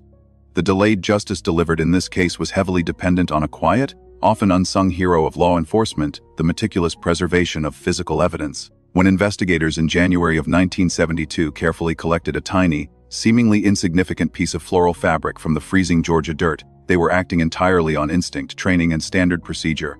They possessed absolutely no concept of genetic sequencing, digital genealogy databases, or molecular profiling. They simply knew that the ultimate truth was hidden somewhere within that soil, and it was their sworn, uncompromising duty to protect it.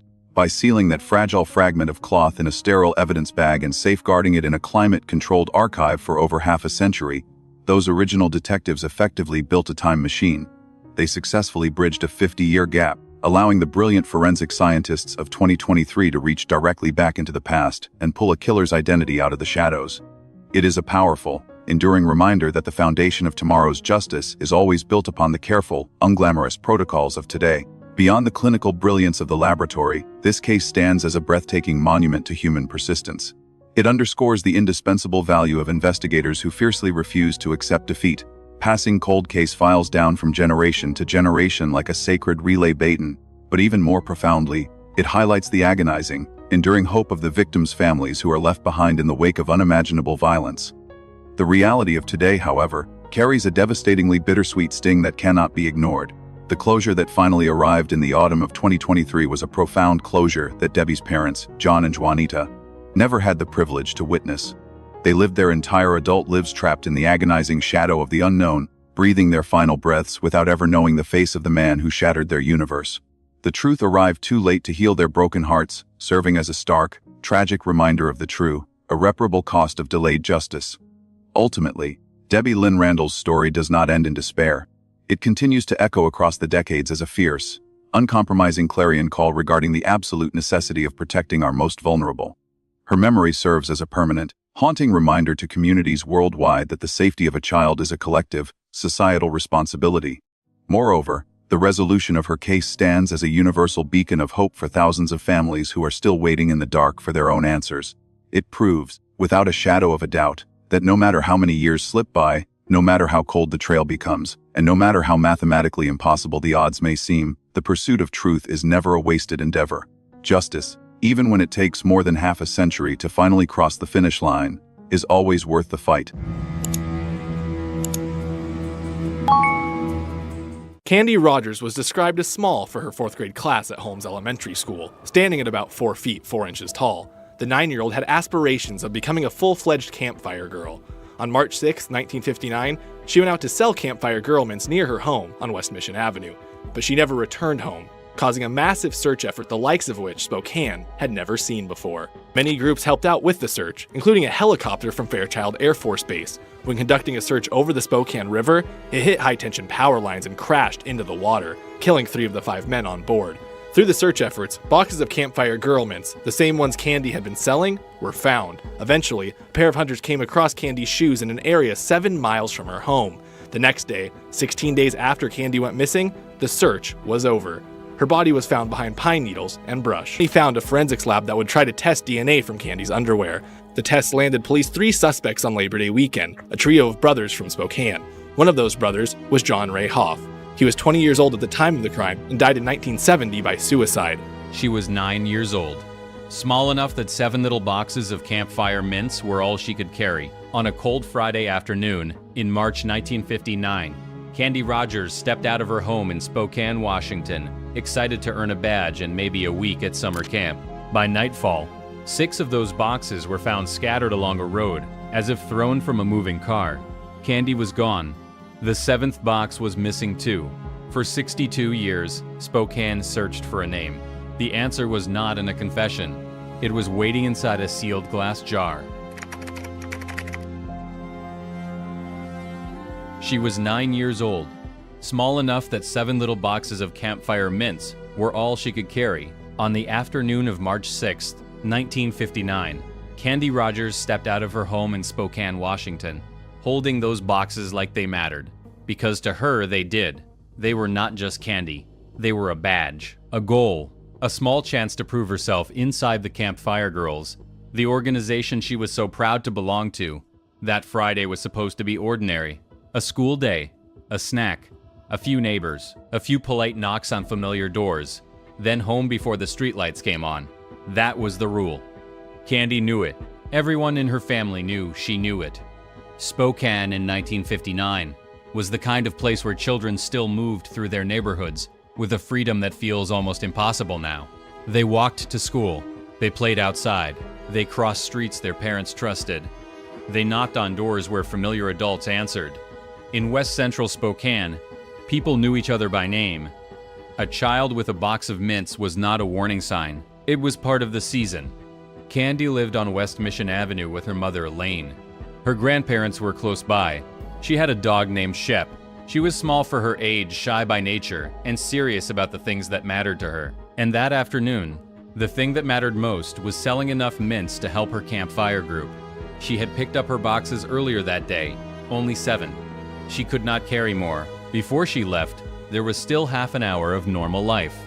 Candy sat with her grandmother and ate an oatmeal cookie. She played with Shep. She talked about which neighbors might buy from her. There was no fear in that room. No sense that anyone was watching the clock for the last time. No reason for anyone to hold on to the moment longer than usual. At exactly 4 o'clock, Candy Rogers walked out into the cold March air. 7 boxes in her hands, a whole street in front of her, and a promise to come home before dark. By 5:30, she had not returned. At first, the worry came quietly. Maybe she had stopped too long at a neighbor's house. Maybe someone had invited her inside for a few minutes. Maybe she had lost track of time. Children did that. Adults told themselves things like that because the other possibilities were too large to touch. But Candy was not careless. She knew the rule.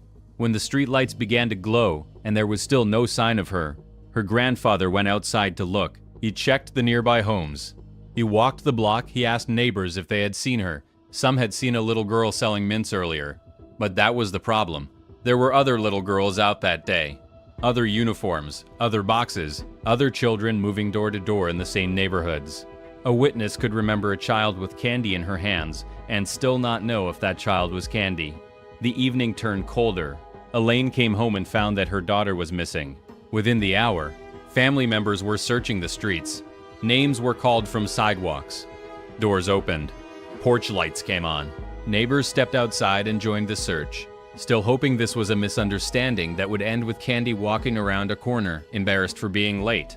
Then, around 9 o'clock that night, the search changed. On Pettit Drive, near the road climbing the hill locals knew as Doomsday Hill, searchers found campfire mint boxes scattered across the ground. Not stacked, not placed, scattered.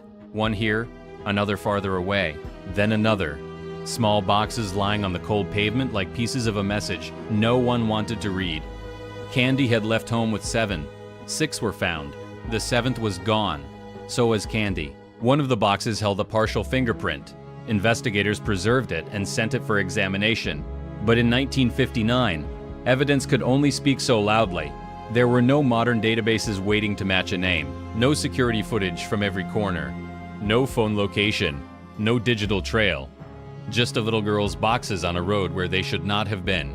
By that night, Spokane understood something with terrible clarity. Candy Rogers had not simply wandered away. Someone had crossed her path. Someone had seen a 9-year-old girl carrying 7 boxes of mints and decided that this ordinary Friday afternoon would belong to him. For 62 years, Spokane would search for that person. Detectives would chase names. Families would grow old. Evidence would sit in silence. A city would change the way it raised its children. And the answer would not come from a confession. It would not come from the fingerprint on the box. It would come from something no one in 1959 could have fully understood. A sealed glass jar, waiting in an evidence room, holding the one thing time had not destroyed.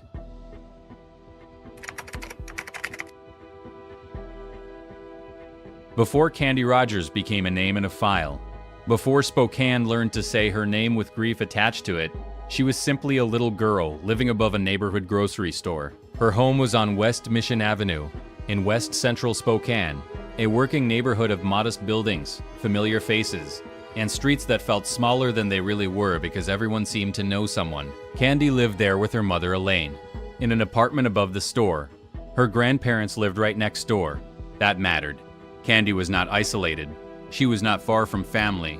She was not living on the edge of a place no one knew. Her world was close, ordinary, and full of people who recognized her.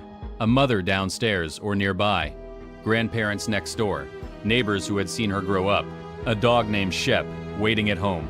To Candy, that neighborhood was not dangerous ground. It was home. Elaine Rogers was a teacher, the kind of mother who worked, provided, and tried to give her only child a steady life. Candy was in the 4th grade at Holmes Elementary School.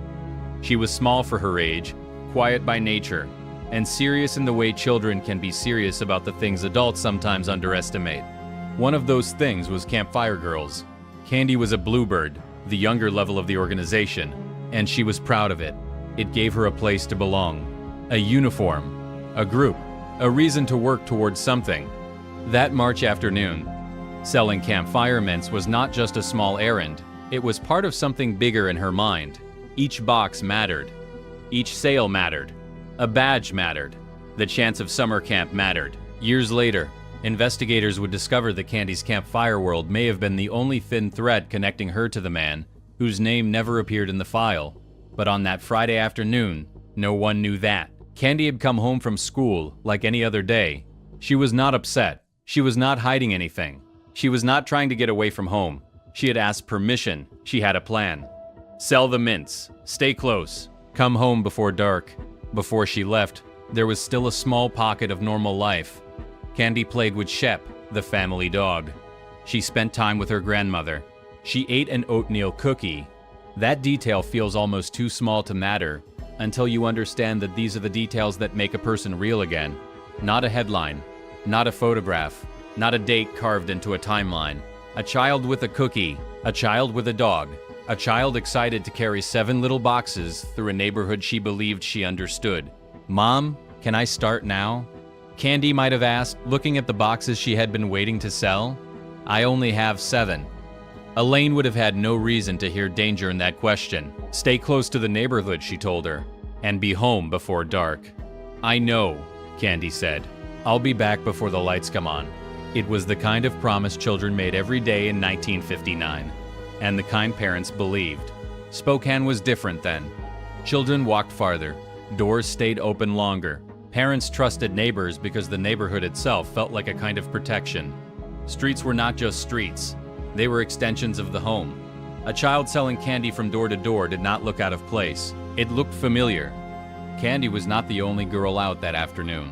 Across Spokane, other campfire girls were carrying similar boxes, knocking on similar doors, giving similar smiles, and hoping adults would reach for coins.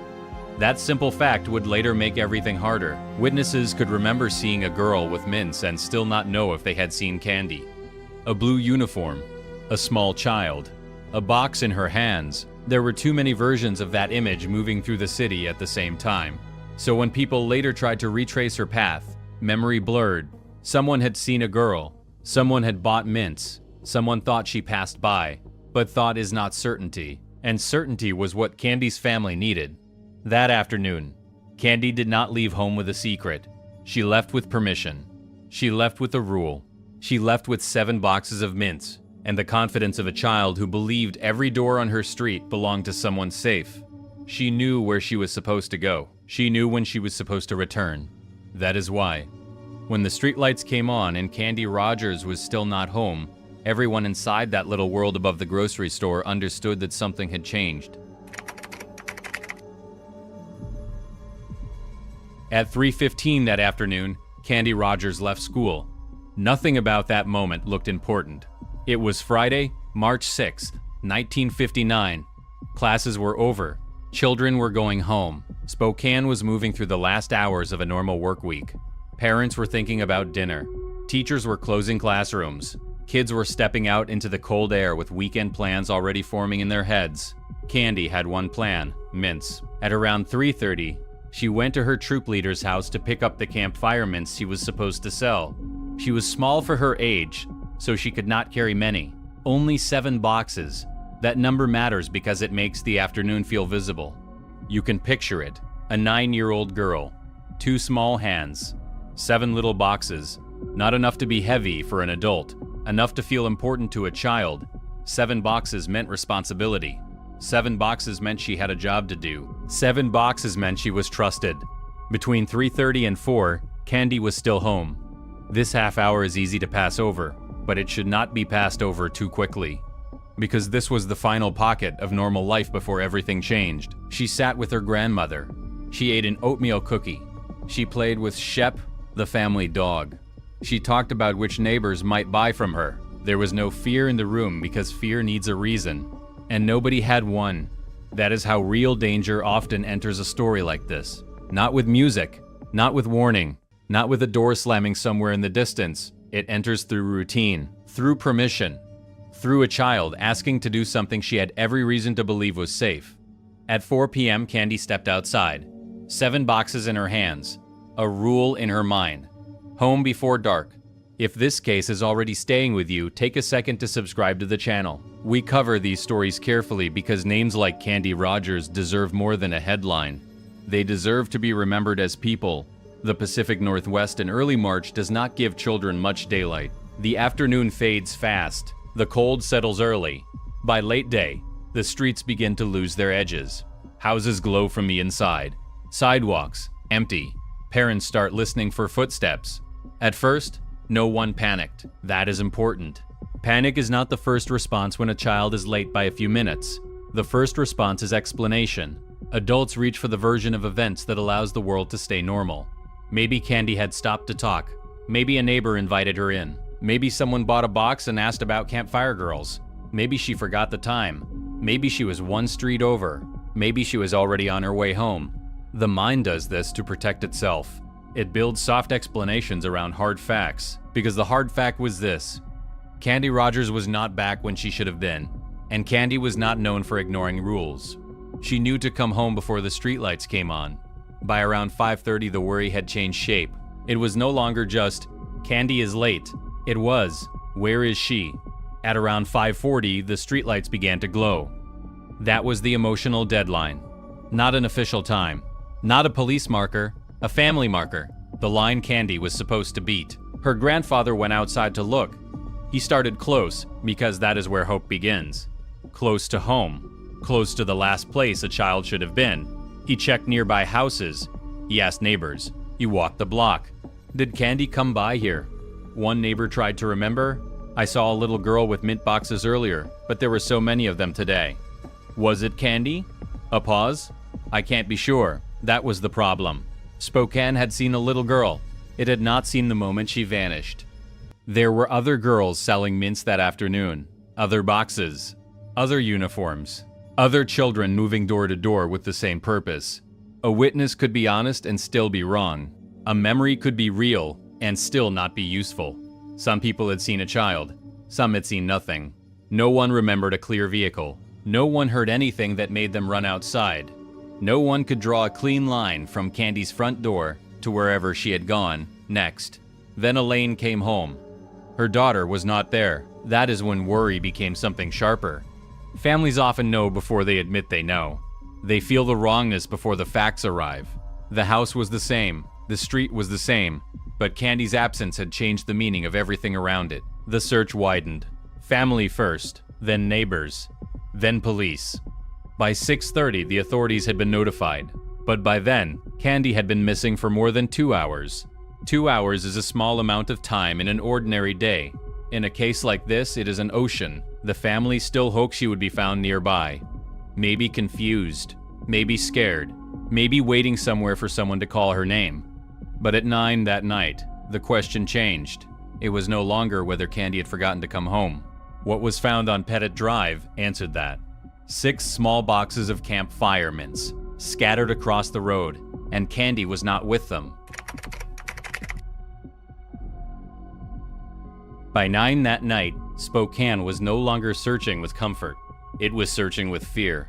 The first hours had been filled with explanations. Maybe Candy had lost track of time. Maybe she had stopped at a neighbor's house. Maybe she was waiting somewhere nearby, embarrassed, frightened, unsure how to get home. But then Pettit Drive answered part of the question. Not all of it. Just enough to make the city stop breathing the way it had before. Pettit Drive climbed near the hill locals knew as Doomsday Hill, a name that already sounded wrong once Candy's case entered the street.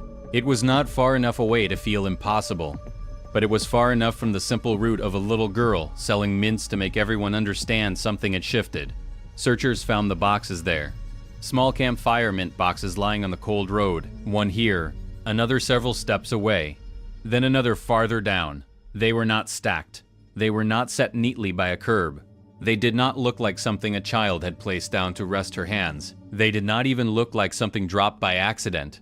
They looked scattered, thrown away, left behind while something else kept moving. Candy had walked out of her home with 7 boxes. 6 were found on Pettit Drive. 1 was not. That missing 7th box became more than a number. It became the first empty space in the story. The part no one could account for. The piece that seemed to travel with Candy into the dark. 6 boxes were found. 1 was not. Candy was gone. And whoever had taken her had already moved faster than the city could think. A reporter would later describe the discovery simply. 6 campfire mint boxes were found that night. But simple words do not carry the weight of what that meant. Candy had left home with 7. Investigators believe the boxes may have been tossed from a moving car. That was the first moment Spokane understood. This was not a child who had simply lost her way. One of the boxes held a partial fingerprint. In 1959, that mattered. It was lifted, preserved, sent away for examination. People hoped it might become the thing that pointed toward a door, a hand, a name. But evidence in 1959 could only speak in a limited voice. There was no modern system waiting to scan millions of records in seconds. No neighborhood cameras, no doorbell footage, no phone location, no digital map showing where Candy had been and where she had stopped moving. There was just a partial fingerprint on a mint box, a trail leading away from the familiar streets, and a family still waiting for a child who was not coming home. The direction mattered too. The boxes were found along Pettit Drive, leading south across the Fort George Wright Bridge, away from the comfort of West Mission Avenue, away from the grocery store, away from grandparents and porch lights and Shep waiting at home. That detail changed the emotional shape of the night. Before Pettit Drive, the search was still close to home. After Pettit Drive, the search had to follow a darker possibility. Someone could have seen Candy among the other Camp Fire girls. Someone could have watched the neighborhood and waited for the right moment. Someone could have known that children were out selling mints that afternoon. Or maybe Candy had simply crossed paths with the wrong person at exactly the wrong time. That was the terrible part. There was no clear answer, no face, no vehicle, no voice, no witness who could say, "I saw it happen." Spokane had pieces, not a picture, and the pieces were small enough to fit in a child's hands. By the end of that night, Candy Rogers was no longer just missing from her home. She was missing from the story everyone had been telling themselves. The safe version. The version where children came back when the streetlights came on. That version ended on Pettit Drive. By morning, Spokane would no longer be a city of open doors and easy trust. It would become a city with more than 1,000 people looking for one little girl, and no one knew who they were chasing.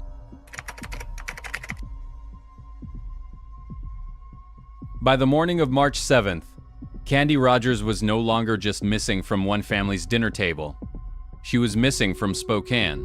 The story had moved beyond West Mission Avenue, beyond the apartment above the grocery store, beyond Elaine, the grandparents, and the neighbors who had stepped out with flashlights the night before. By sunrise, the name Candy Rogers was moving through the city in whispers, headlines, phone calls, and worried conversations between parents who suddenly looked at their own children differently. She was 9 years old. That was enough. Many of the people who came to search had never met her. They had never heard her voice, never seen her walking home from school, never watched her carry those 7 small boxes of mints. But they understood the shape of the fear. A child had gone out into a familiar neighborhood and had not come back. That was not something a city could ignore. More than 1,200 people would join the search.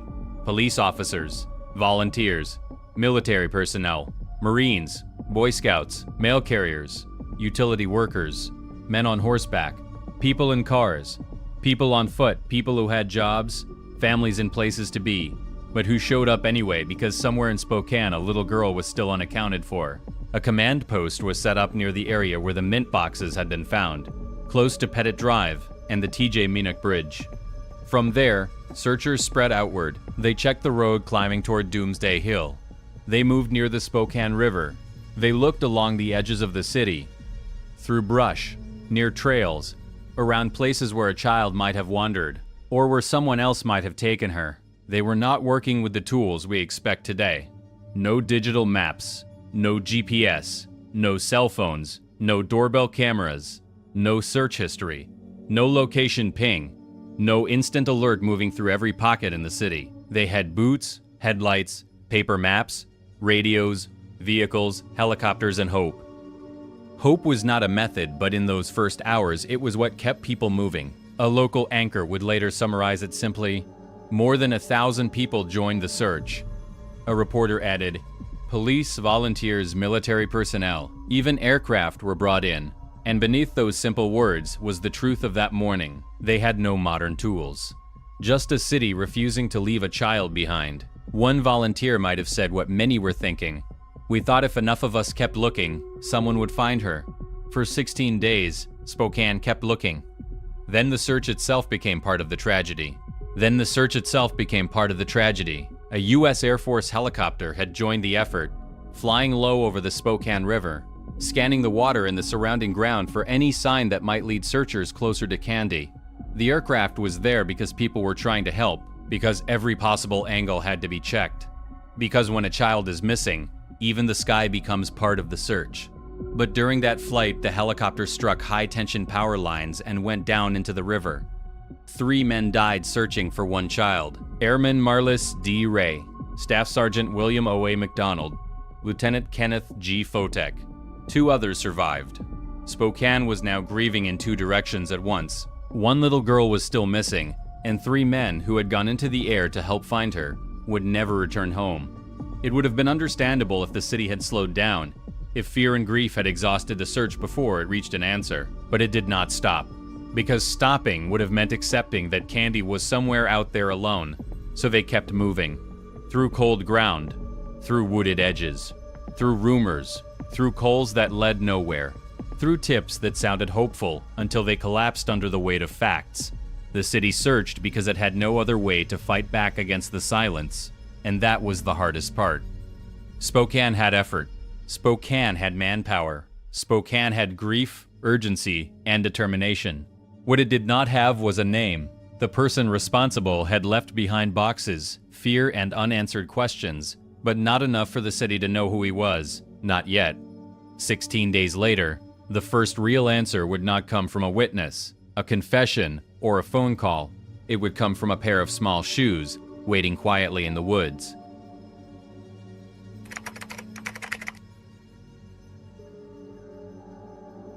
For 16 days, Spokane searched. 16 mornings, 16 nights, 16 times. Candy Rogers did not come home. By then, the search had moved beyond the first shock. The city was no longer running on the belief that she might be found just around the next corner. That hope was still there, but it had changed. It had become thinner, quieter, more afraid to say its own name. Then, on March 21st, 1959, 2 servicemen from Fairchild Air Force Base were in a wooded area off Old Trails Road, about 7 miles from Candy's home.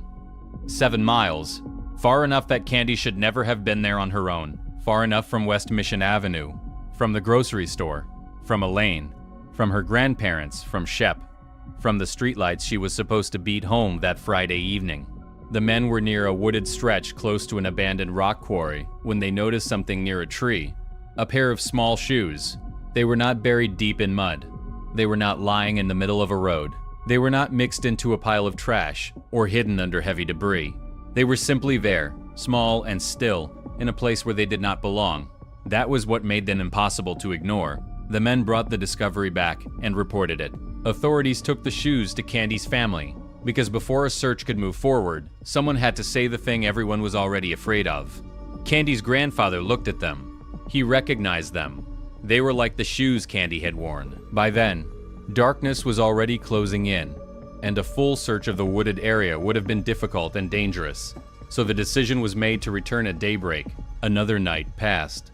Another night with the family, knowing that something connected to Candy had been found, but not yet knowing what waited beyond it. The next morning, March 22nd, a search party arrived at the area off Old Trails Road.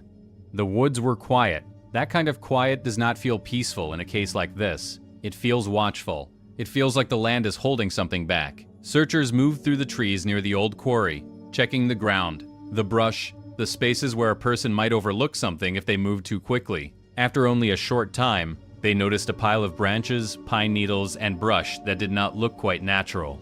Someone moved closer. Someone pushed the covering aside, and there she was.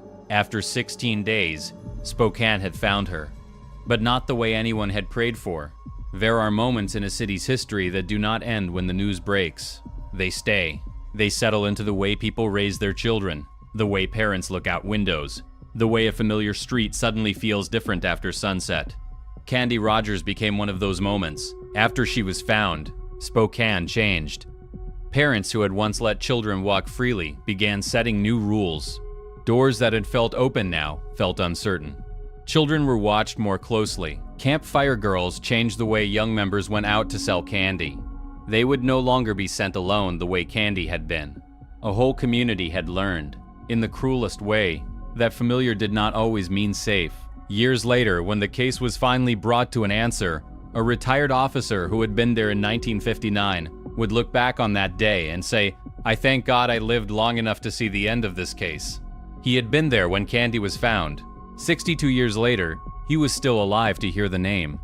A reporter would say that 3 generations of law enforcement had worked the case, and that was the truth. This was no longer measured in days. It was measured in careers. Candy was not just a file. She became a memory passed from parent to child, from detective to detective, from one Spokane generation to the next. A warning, a wound, a question that refused to disappear. But even after Candy was found, the person who had taken her from that Friday afternoon still had no name. And for many years, investigators believed they knew who he was. They were wrong. After Candy Rogers was found, Spokane needed a name. That is what every cold case needs first. Not a theory, not a rumor, not a shadow moving through the edge of the file. A name, someone investigators can place in the right city, at the right time, with the right pattern, and enough evidence to turn suspicion into certainty. But certainty did not come. Tips poured in.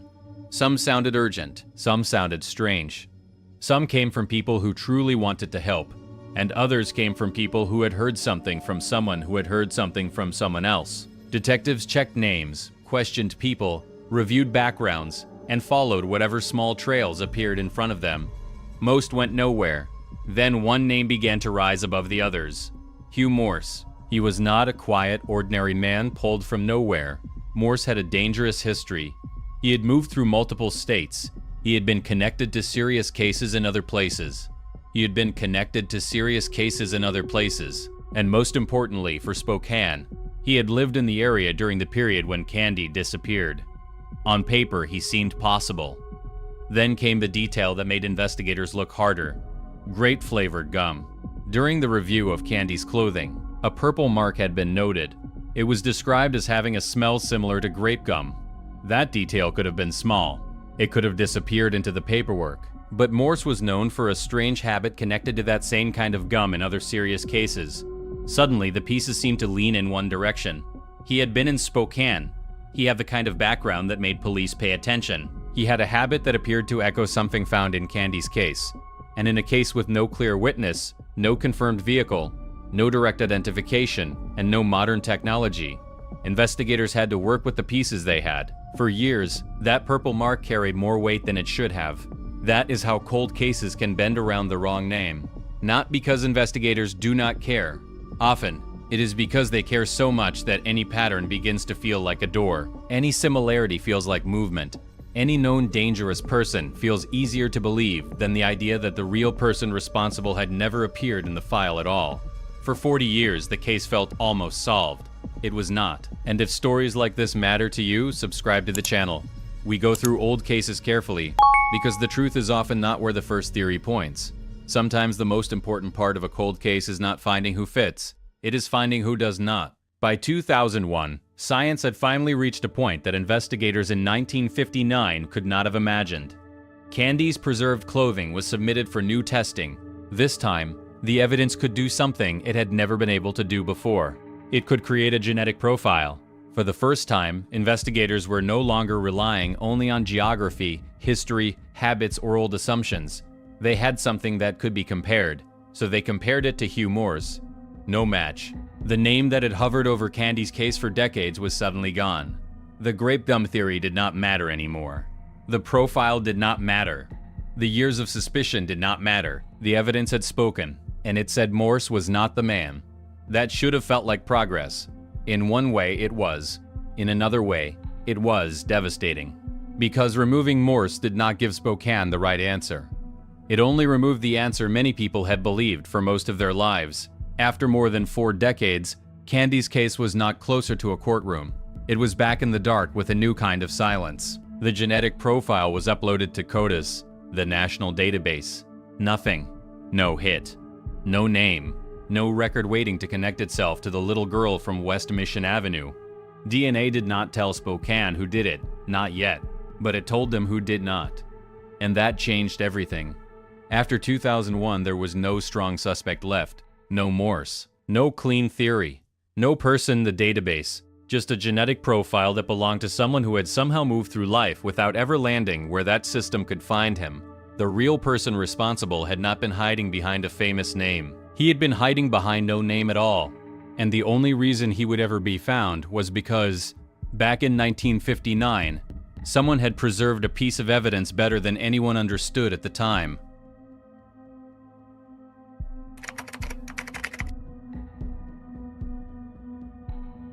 After Hugh Morse was ruled out, Candy Rogers' case went cold again.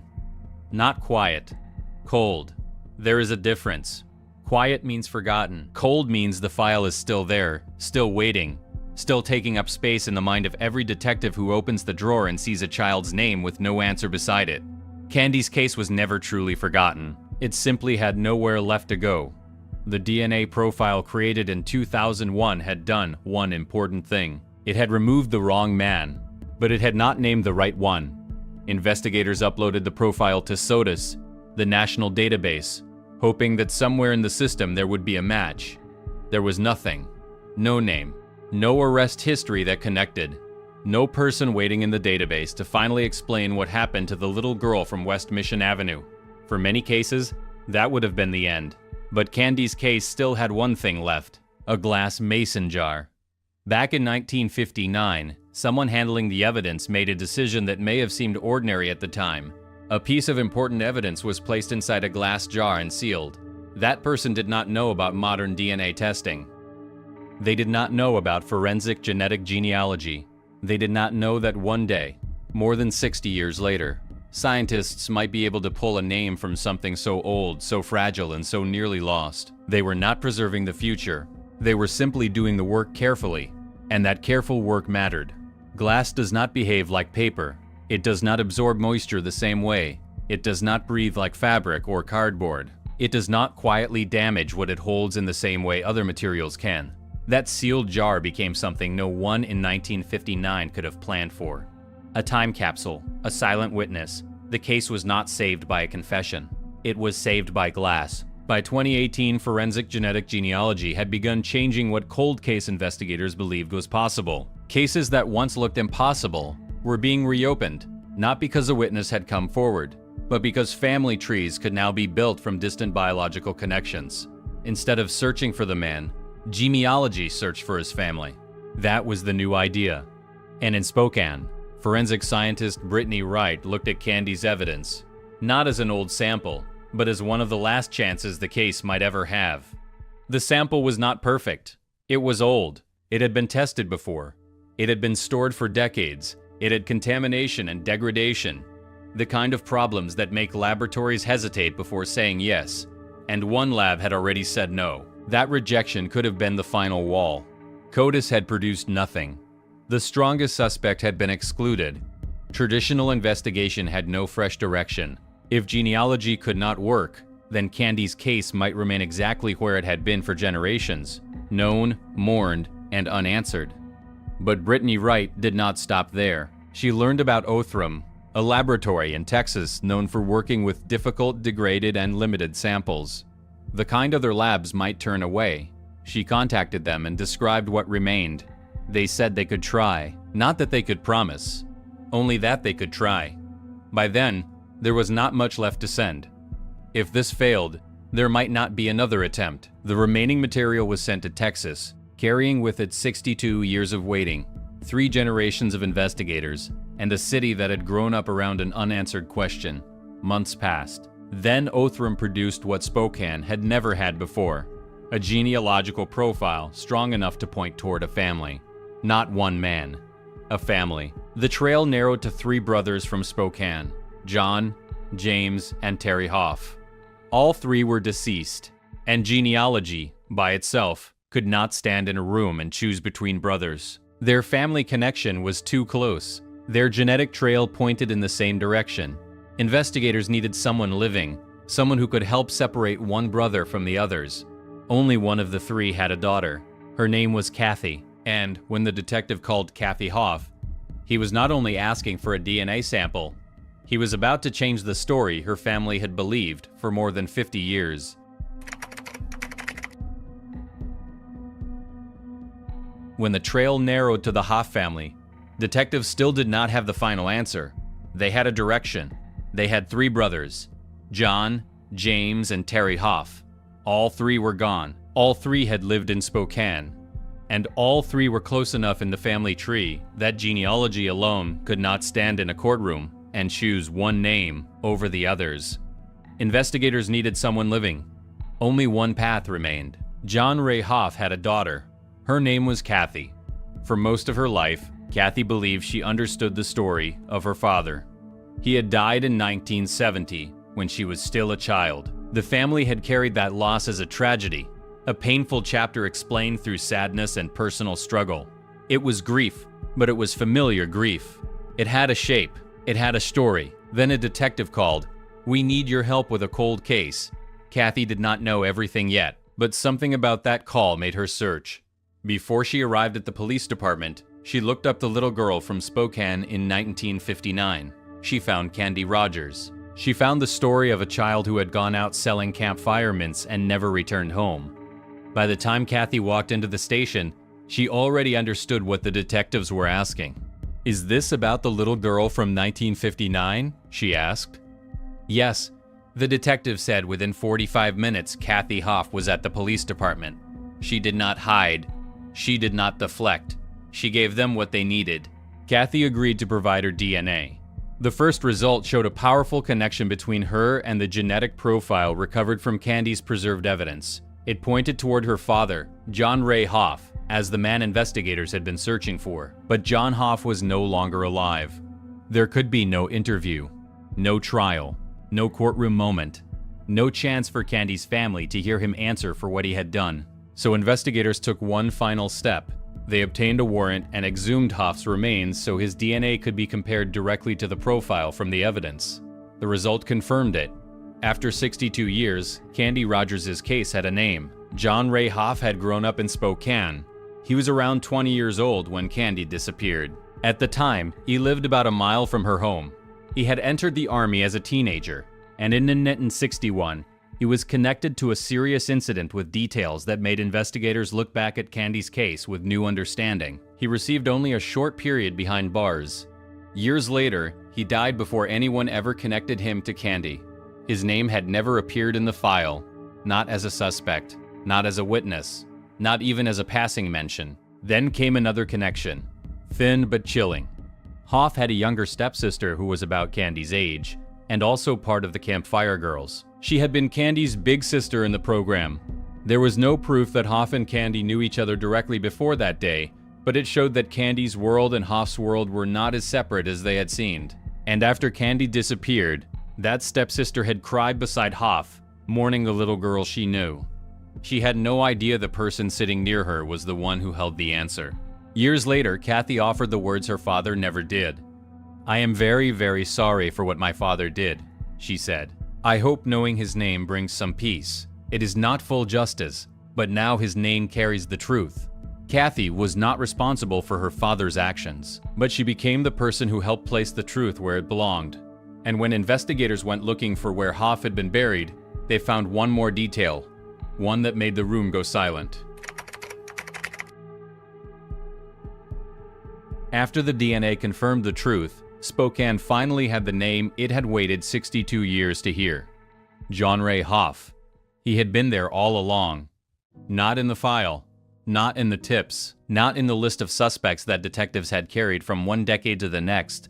His name had not followed Candy's case through the years, because no one had ever known to look at him. But then investigators learned where he had been buried. For 51 years, he lay in the same cemetery as Candy Rogers. Same city, same silence, same ground. It is difficult to sit with that detail without feeling the weight of it. Candy's family may have visited her grave for decades, carrying flowers, grief, questions, and the ache of not knowing who had taken her from that Friday afternoon. And somewhere in that same cemetery was the man whose name they had spent a lifetime waiting for. No one knew.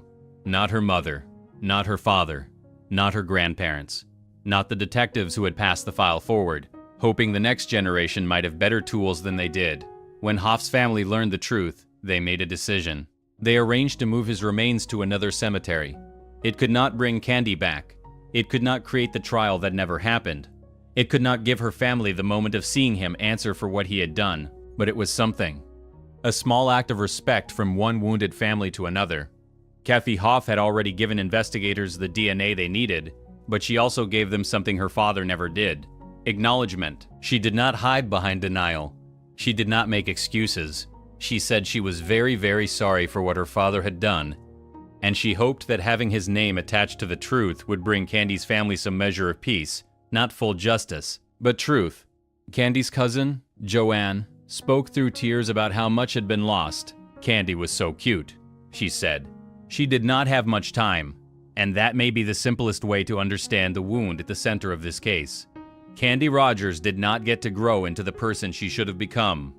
She remained 9 years old in the memory of Spokane, forever holding 7 boxes of mints on a cold March afternoon. Retired officer Richard Oldenburg had been there in 1959 when Candy was found. More than 6 decades later, he was still alive to hear the name. "I thank God," he said, "that I lived long enough to see the end of this case."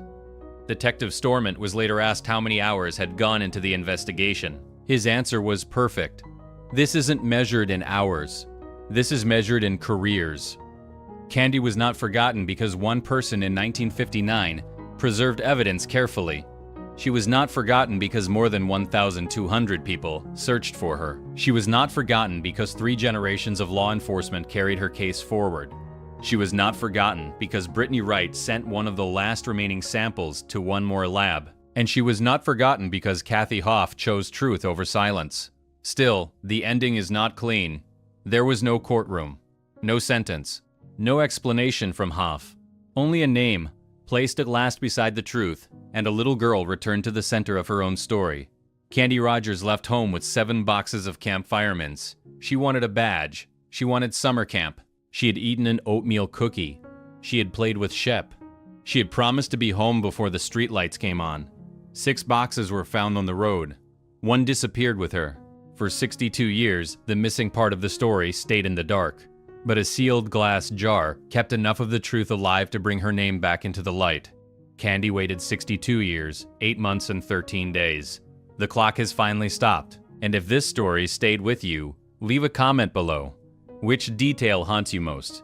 The 7 boxes of mints, the glass jar, or the fact that the real name never appeared in the file for 62 years?